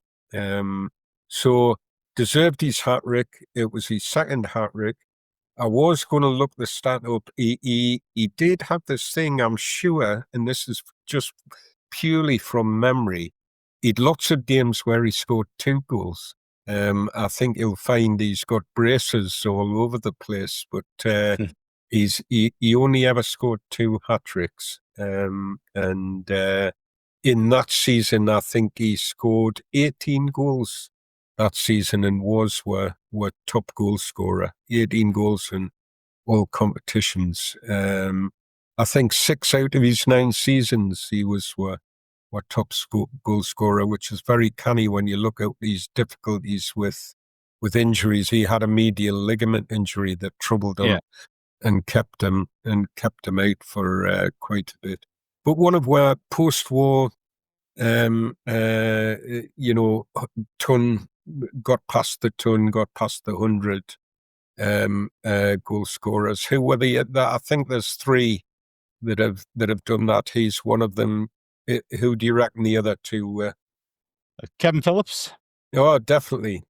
Yeah, 130 goals. I think Phillips got. Was the other one Shaq? It was. Wasn't that interesting? Yes. Yeah. I mean, he played for such a lot of years. Goal scorer. Yeah. No, you don't. You don't. But I mean, he'd 9. He'd a good. Sorry, I'm saying 9 seasons. He did a good number of seasons with us, Shaq. So and scored goals in every season he played. And when 40 came to play, it really put a fire up his. So one of our 100, Rowley, one of our 102 goals he scored post-war, and that's a canny record. I seem to think, Kelvin, as well, like you say about injuries, there was a period where Rowell went 18 months without scoring for the first team. So, a lot of that time he wasn't playing because of his fitness and that. But just when he was in the team and when he was fit, fantastic. I notice as well, Kelvin, you coordinated, because you're telling us all about Gary Rowell and you're wearing a beautiful Gary Rowell T-shirt there. It's a shame the listeners can't see that. Yeah. Well, I was gonna finish up. When we were finished, I was just gonna add one thing. For those that were at Wembley in 1985 for the Cup final, by this point Gary Rowell had signed for Norwich. Lenny Ashurst had decided that he could go. And Rowell went to Norwich, but again his injury had taken him out of the team, and it was a really bad. It was one of those games, a bit like the 1990 playoff final, where the fans turned up and put in a hell of a shift, but the team didn't quite match it on the day, and the Sunderland fans that day, they were brilliant. Really, really proud to have been part of that on the day. And Gary Rowell,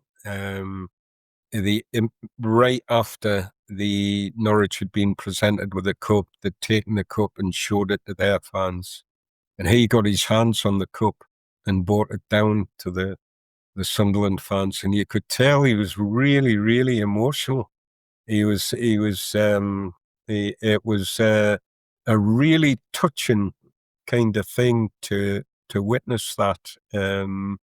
And it seemed to be his way of saying thank you to the fans, because they were singing his name. We were living in a Gary Rowell world because we weren't going to be Milk Cup holders that day. Fantastic player for the club, and great memory of that hat-trick. Not as great a memory as I have of the first one that he scored, but still a good memory on a terrible day. Very good. Weather was. I didn't realise Gary Rowell would have made a good dentist as well, Kelvin. Carry on. Well, you said he had braces everywhere. You've been sat on that one for a while, Martin. I was biding my time. Right, on that note, we will take a very short break. We'll be back soon. Here's my 30-second story with Guinness. As soon as my sister and I get home for the holidays, we don't even unpack. We head straight to our pub. The bartender already knows our order, Guinness and fries. We laugh all night, catch up with old friends, and walk home with faces sore from smiling. It's one of my favorite nights of the year. That was my 30-second story with Guinness. Guinness Draft Stout. Please enjoy responsibly. Imported by Diageo Beer Company, USA, New York, New York. This episode is brought to you by McAfee. Yes! Playoff tickets! Just need to click here and... Wait, what? Fake site? Good thing McAfee threw the red flag. That would have been $400 gone. McAfee blocks risky sites so you don't pay for seats and other things that don't exist. Plans start at just $39.99 for your first year. That's cheaper than parking on game day. Learn more at McAfee.com/online protection. Welcome back to Away the podcast, sponsored by LiveScore Bet. As you join us to end the week that commenced on the 15th of December, and we're going to go to the 19th. In 1914, we beat Tottenham 6-0 at home. Goals from George Phillip. He got 2. Bobby Best got 2. Charlie Buchan and Harry Martin with the others. 1964. Now, Andrew, I don't know if you know the answer to this question. I'm throwing this on you, but we beat Chelsea 3-0. Nick Sharkey, Martin Harvey, George Hurd got the goals, but this was a spell of 6 games that we went back to black shorts. We were wearing white shorts throughout that period, but there was a spell of 6 games when we went back to black. Now, whether this was a kit man saying those white shorts getting too muddy in the December mud baths that the fields would have been at that point, or whether there was something else going on with that, but yeah, famously we adopted white shorts for that period. That is an odd one. Yeah, I don't know the situation behind that. I will endeavour to look into that. And there's some homework for you. Yes, but Martin, you're going to regret this because you've let me back in and have the mic for a second. Can I be a pain and just quickly pull us back to Kelvin's map that he was talking about? Got a couple of things. I'll write that down before I forget it. Black shorts. Yeah, you don't want to be caught short, mate. Hey, to be continued. I'll try and find out about the black shorts. The game, Kelvin, you spoke about there. I mean, thank heavens for the mute button, because I was trying to listen, but I kept coughing and spluttering in the background there. So if any of the points I'm about to make, you've already said, I do apologise. I was trying to pay attention. You were talking about the kits looking a bit crazy. Chris Turner that day wore a gorgeous blue goalkeeper top, but he also wore tracksuit bottoms, which just further emphasises your point about the weather and how cold it was. The attendance really interested me. Like you say, it was before internet shopping and all of this type of thing. So the last Saturday before Christmas was a real big time for parents and for families to get all their Christmas shopping done. I wonder if another reason why the crowd was a bit lower. This was only a few weeks after the renovated Roker End had been reopened.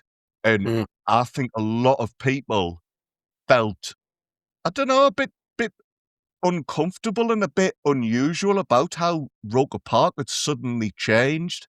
The fact that they had to cut down a lot of the Roker End because they couldn't afford to maintain it, and there was some of the concrete was failing, I think spoke quite badly about the state the club was in, and finances were tough. I mean, employment and what have you in the region was tough. So it was quite a bad time for the club. And I wonder if that all is added to the fact that it was Christmas has contributed to that relatively poor crowd that day. I was just going to say it was almost a perfect storm of issues, you know. You had the weather, you had Christmas, you had the Roker Park was, I mean, literally crumbling around where years and dies, you know. And then, but if you looked up from your own wee bit, as we used to say in the Scottish borders, you look up from your own wee bit and look at what's happening elsewhere. Everybody's crowds were everywhere was struggling. I think on the same day there was 8,000 at Leeds for a home game, you know, and some of that was to do with the social and financial situation across the country. Some of that was to do with we had this terrible scourge of hooliganism in the grounds. You know, it was there were people that wouldn't go to certain games. You know, Arsenal weren't one of those games, but I mean, you know, Leeds, Newcastle, Middlesbrough. You know, there were people that wouldn't come to them games for fear. Millwall, West Ham, Chelsea, you know, there were people that wouldn't go to those games because there'd be trouble at the games, you know. So I think it was a perfect storm of issues that was making it grim at times. And it can be grim, but bearable if your team are winning games. It's even grimmer when we were in the middle of the kind of run that we were in. So we really did pick up. And if you look at the crowds, they do pick up a little bit, you know. So say we get that big crowd against Liverpool, and then the crowd sort of picks up for a while. You know, you get a 15, 17, 19,000 coming through the door, you know. I cannot remember exactly what I'm sure it was about, was it 22,500 was the capacity at that point? I think we dropped down to 22.5 or something. That wasn't until the 90s, Kelvin. Yeah, it was right at the end. In the 80s, it could still, I think you could maybe get 30 or 40,000 in at that point. Once they dropped the Roker end. Yeah, even in 1990 when we played Spurs at home, I think we had about 36,000 in the ground. Okay, yeah. I mean, there was 35,000 there on the right after. I'm talking out me backside because there was 35,000 there for the I was one of them. So I'm losing the plot there a little bit. But, Kelvin, you're not losing the plot, and I would never criticize anybody for talking out their backside, seeing as I pretty much do that 24/7. One last thing about the crowds, and then I'll let Martin get a word back in. I know I've knocked him. We'll get back on track. I'll just very quickly say this last thing about crowds and what have you. You know that game Martin mentioned against Leicester, the 1-1 draw was the following year. I think that was played on a Sunday to counteract the issue with Saturdays being a shopping day. And I think because of laws at the time, you couldn't pay to attend a sporting event. So fans, rather than paying on the gate to go and watch a football game, technically were paying to buy a team sheet. You bought a piece of paper with the teams listed on it, and that was the way to get around the laws at the time. I'm pretty sure I've got that up in my. Sure I've got that up in my amongst my programs. Yeah, very good. We had some. So thank you very much. No, I'm going to derail us again here. We had some funny things where we changed kickoff times to avoid certain events. I remember there was one game, was it Watford at home, where we changed it to avoid clashing with the Grand National. We kicked off about 11:30 or something. There was the Grand National. England Rugby Union. Yeah, there was the Grand National, but that particular game it must have been the World Cup final, I'm guessing that day. We kicked off really early, didn't we? I suppose, I mean, football is taken over the world now, but back in those days, it probably wasn't the be-all and end-all. It didn't have the sway as it does now. And particularly when people were... Go on. Is this a joke, Kelvin? Did England rugby get to the final of the Rugby World Cup, didn't they? No. Must have missed that. Did I say rugby a few times? I think in those days it was more important to appease the fans with kickoff times because you were paying on the door. Correct. So if you had a low crowd, you felt it. You felt it more. It is. Right, we're going to get back on track. December 19th, we talked about Dave Watson signing for Sunderland in 1970 last week, and on this day he made his debut against Watford. He scored on, I think, the 48th minute, but a Keith Eddy penalty for Watford equalised to make it 1-1. 1981, we talked about Gary Rowell, obviously, earlier, and Gary Rowell played a big role in this game. So this was a game at Main Road and ended up being a Sunderland win 3-2. Stan Cummins had put us 1-0 up. It was 1-0 at half-time. Trevor Francis got a couple of goals from Man City to take them to 2-1 in front. But Barry Venison came off the subs bench. He immediately set up a goal for Gary Rowell, and then he scored a great goal from 20 yards to win the game. And that was his first goal for Sunderland. And again, there's some YouTube highlights of that, and Barry Venison's fantastic in that game.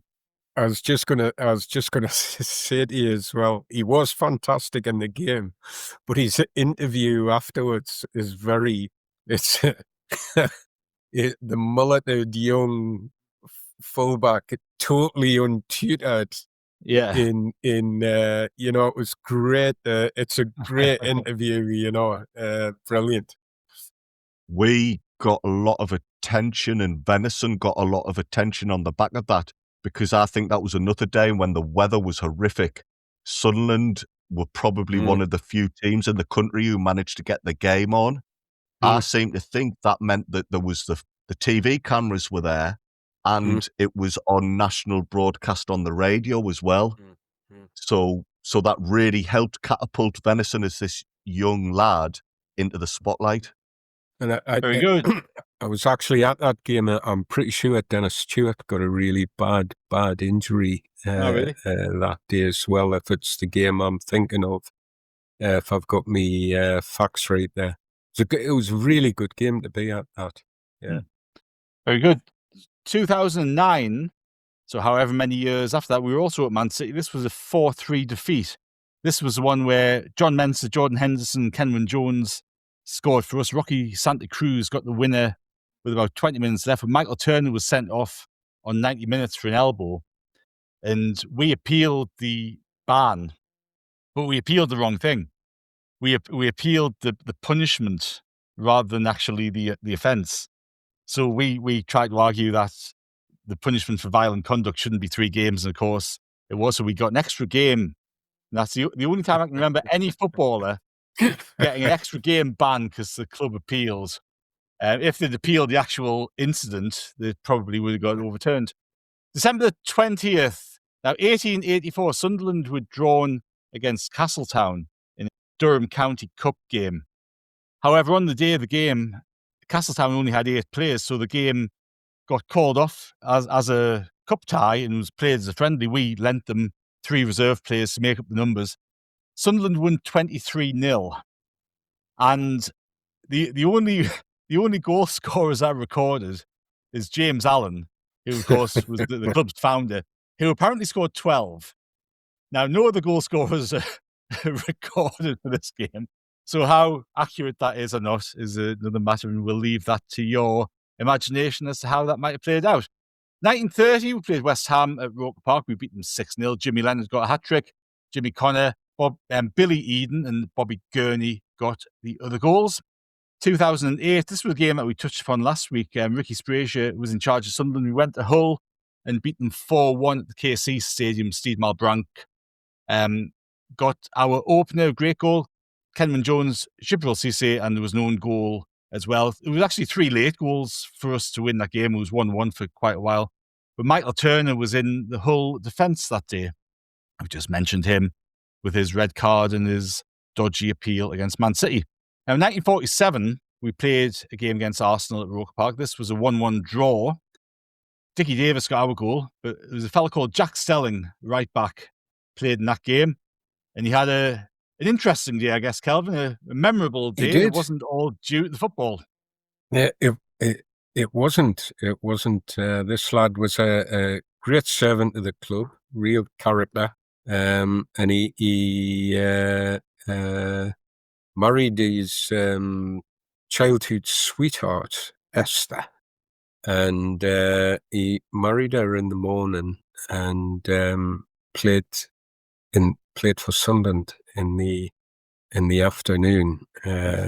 That's a good woman that he's married there if he's getting to do that. Oh, Jack Stelling was a fullback. He was a no-nonsense, hard as nails, but a great crowd favourite. He'd been picked up by Bill Murray during the Second World War. The war was still going on when Murray discovered him, but he was a plumber down the pit, and he continued to do that. We've mentioned before players that that they kind of have two jobs going on. He keeps the pit work going for quite a while, whilst he's playing for Sunderland. And he was a lad that he used to go when he used to go at the game to play his game. We're talking about Colin Nelson coming to Roker Park on the bus.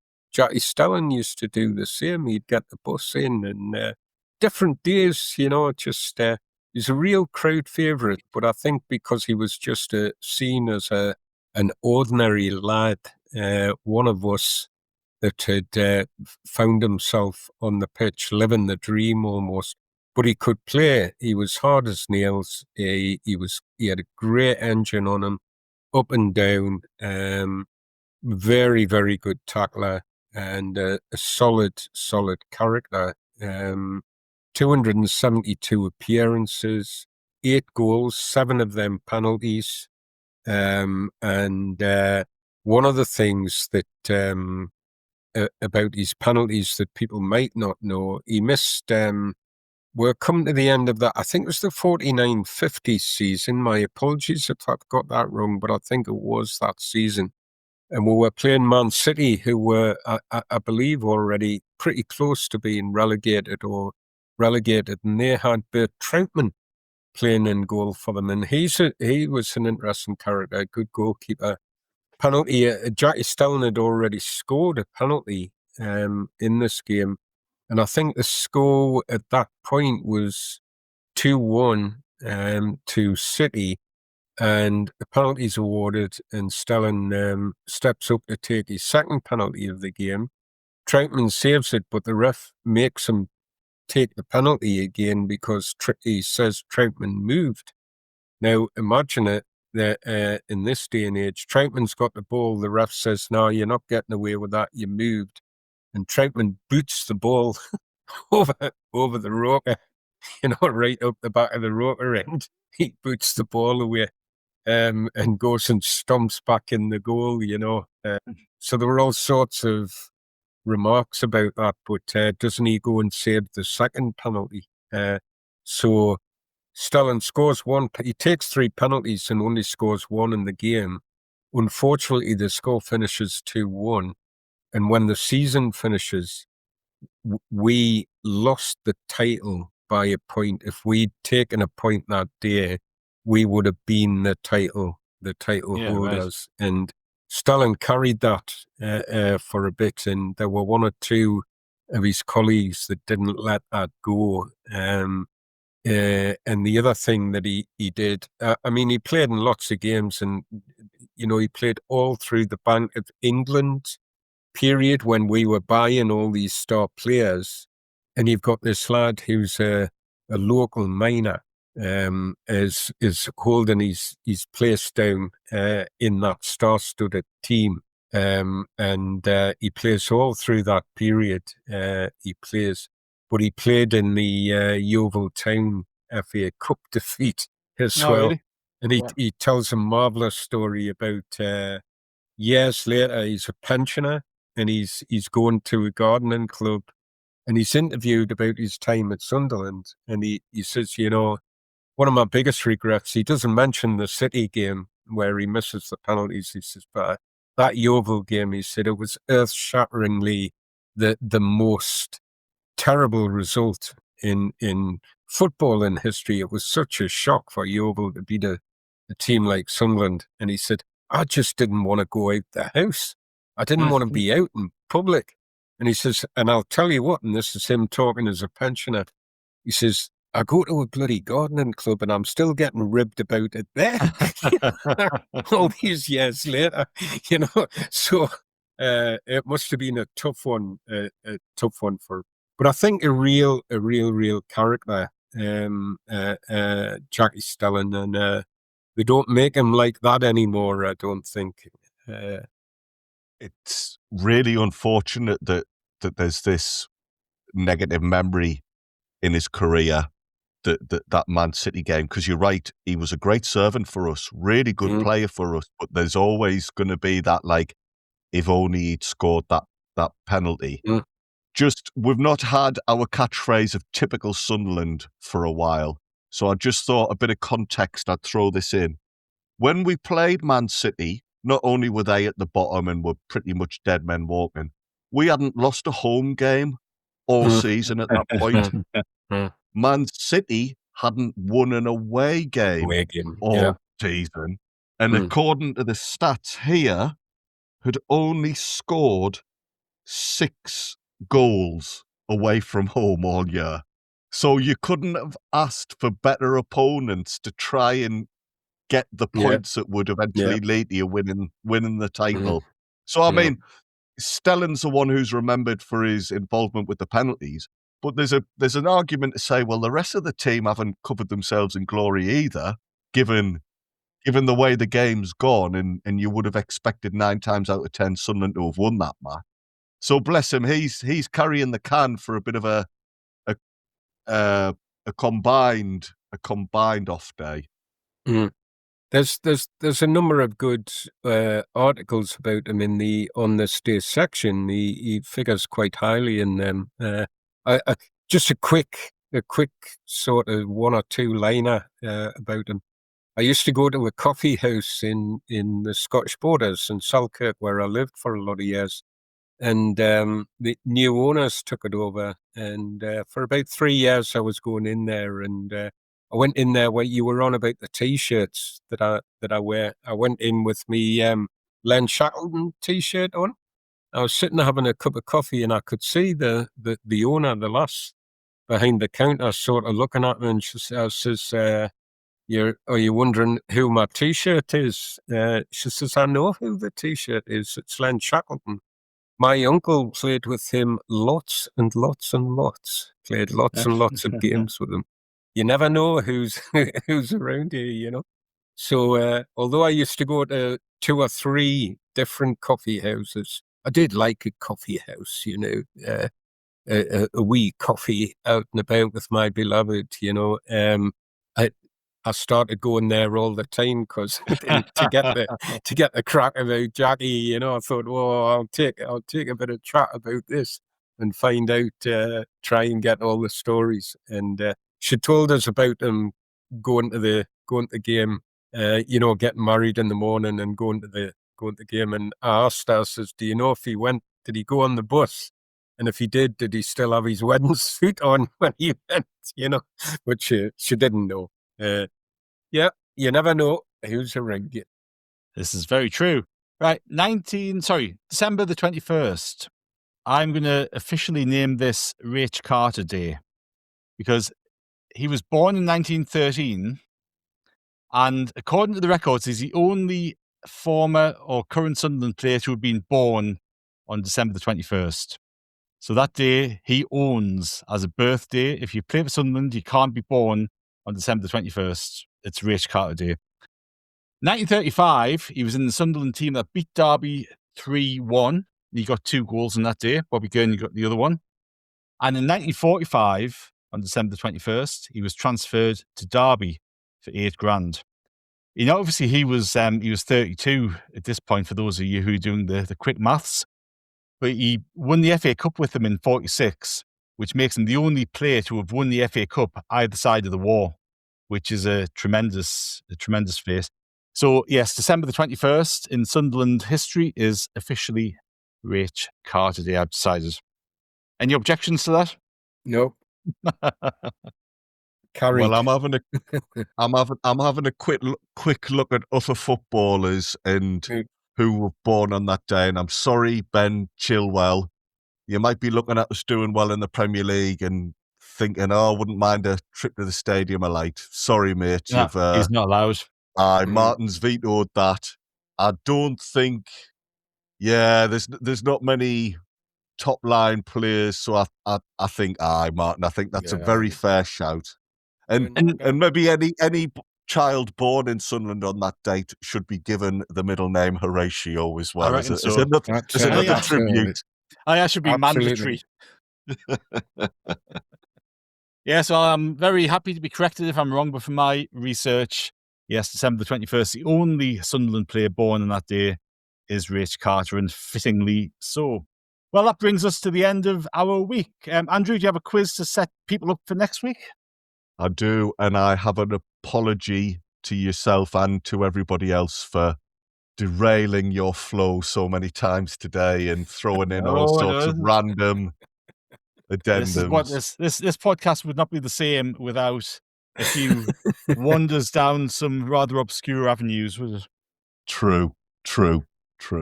It's what it's all about when you get talking about Sunderland. Imagine if all three of us were doing that. Oh, yeah, I realise I'm the only one to blame for all of this. And you two are just like consummate professionals who stick to the script. And there's me spoiling it. Next week is going to be the 22nd to the 28th of December. So the big day, Christmas Day, falls in that period. The last time Sunderland played on a Christmas Day was 1956. We had a 1-0 win over Aston Villa that day. The game was at home at Roker Park. But who scored the only goal of Christmas Day, 1956, for Sunderland? Excellent. That is one to ponder, and it's one I do not know, so that's good. Excellent. So thank you, Kelvin. Always a pleasure, mate. Enjoyed that. And thank you very much, Andrew. Thank you. Excellent as always. And I've forgotten about me cold. I've had that much fun. Better than Lemsip, you see, on this week. And thank you to everybody for listening. We'll be back tomorrow with some more build-up as we look forward to our game against Brighton on Saturday. And until next time, goodbye from us.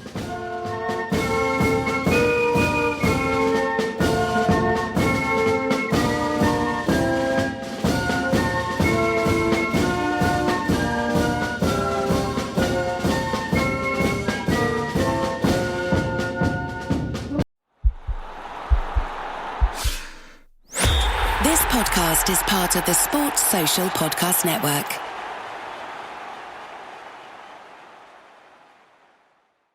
So you want to start a business. You might think you need a team of people and fancy tech skills, but you don't. You just need GoDaddy Aero. I'm Walton Goggins, and as an actor, I'm an expert in looking like I know what I'm doing. GoDaddy Aero uses AI to create everything you need to grow a business. It'll make you a unique logo. It'll create a custom website. It'll write social posts for you and even set you up with a social media calendar. Get started at GoDaddy.com/Aero. That's GoDaddy.com/AIRO.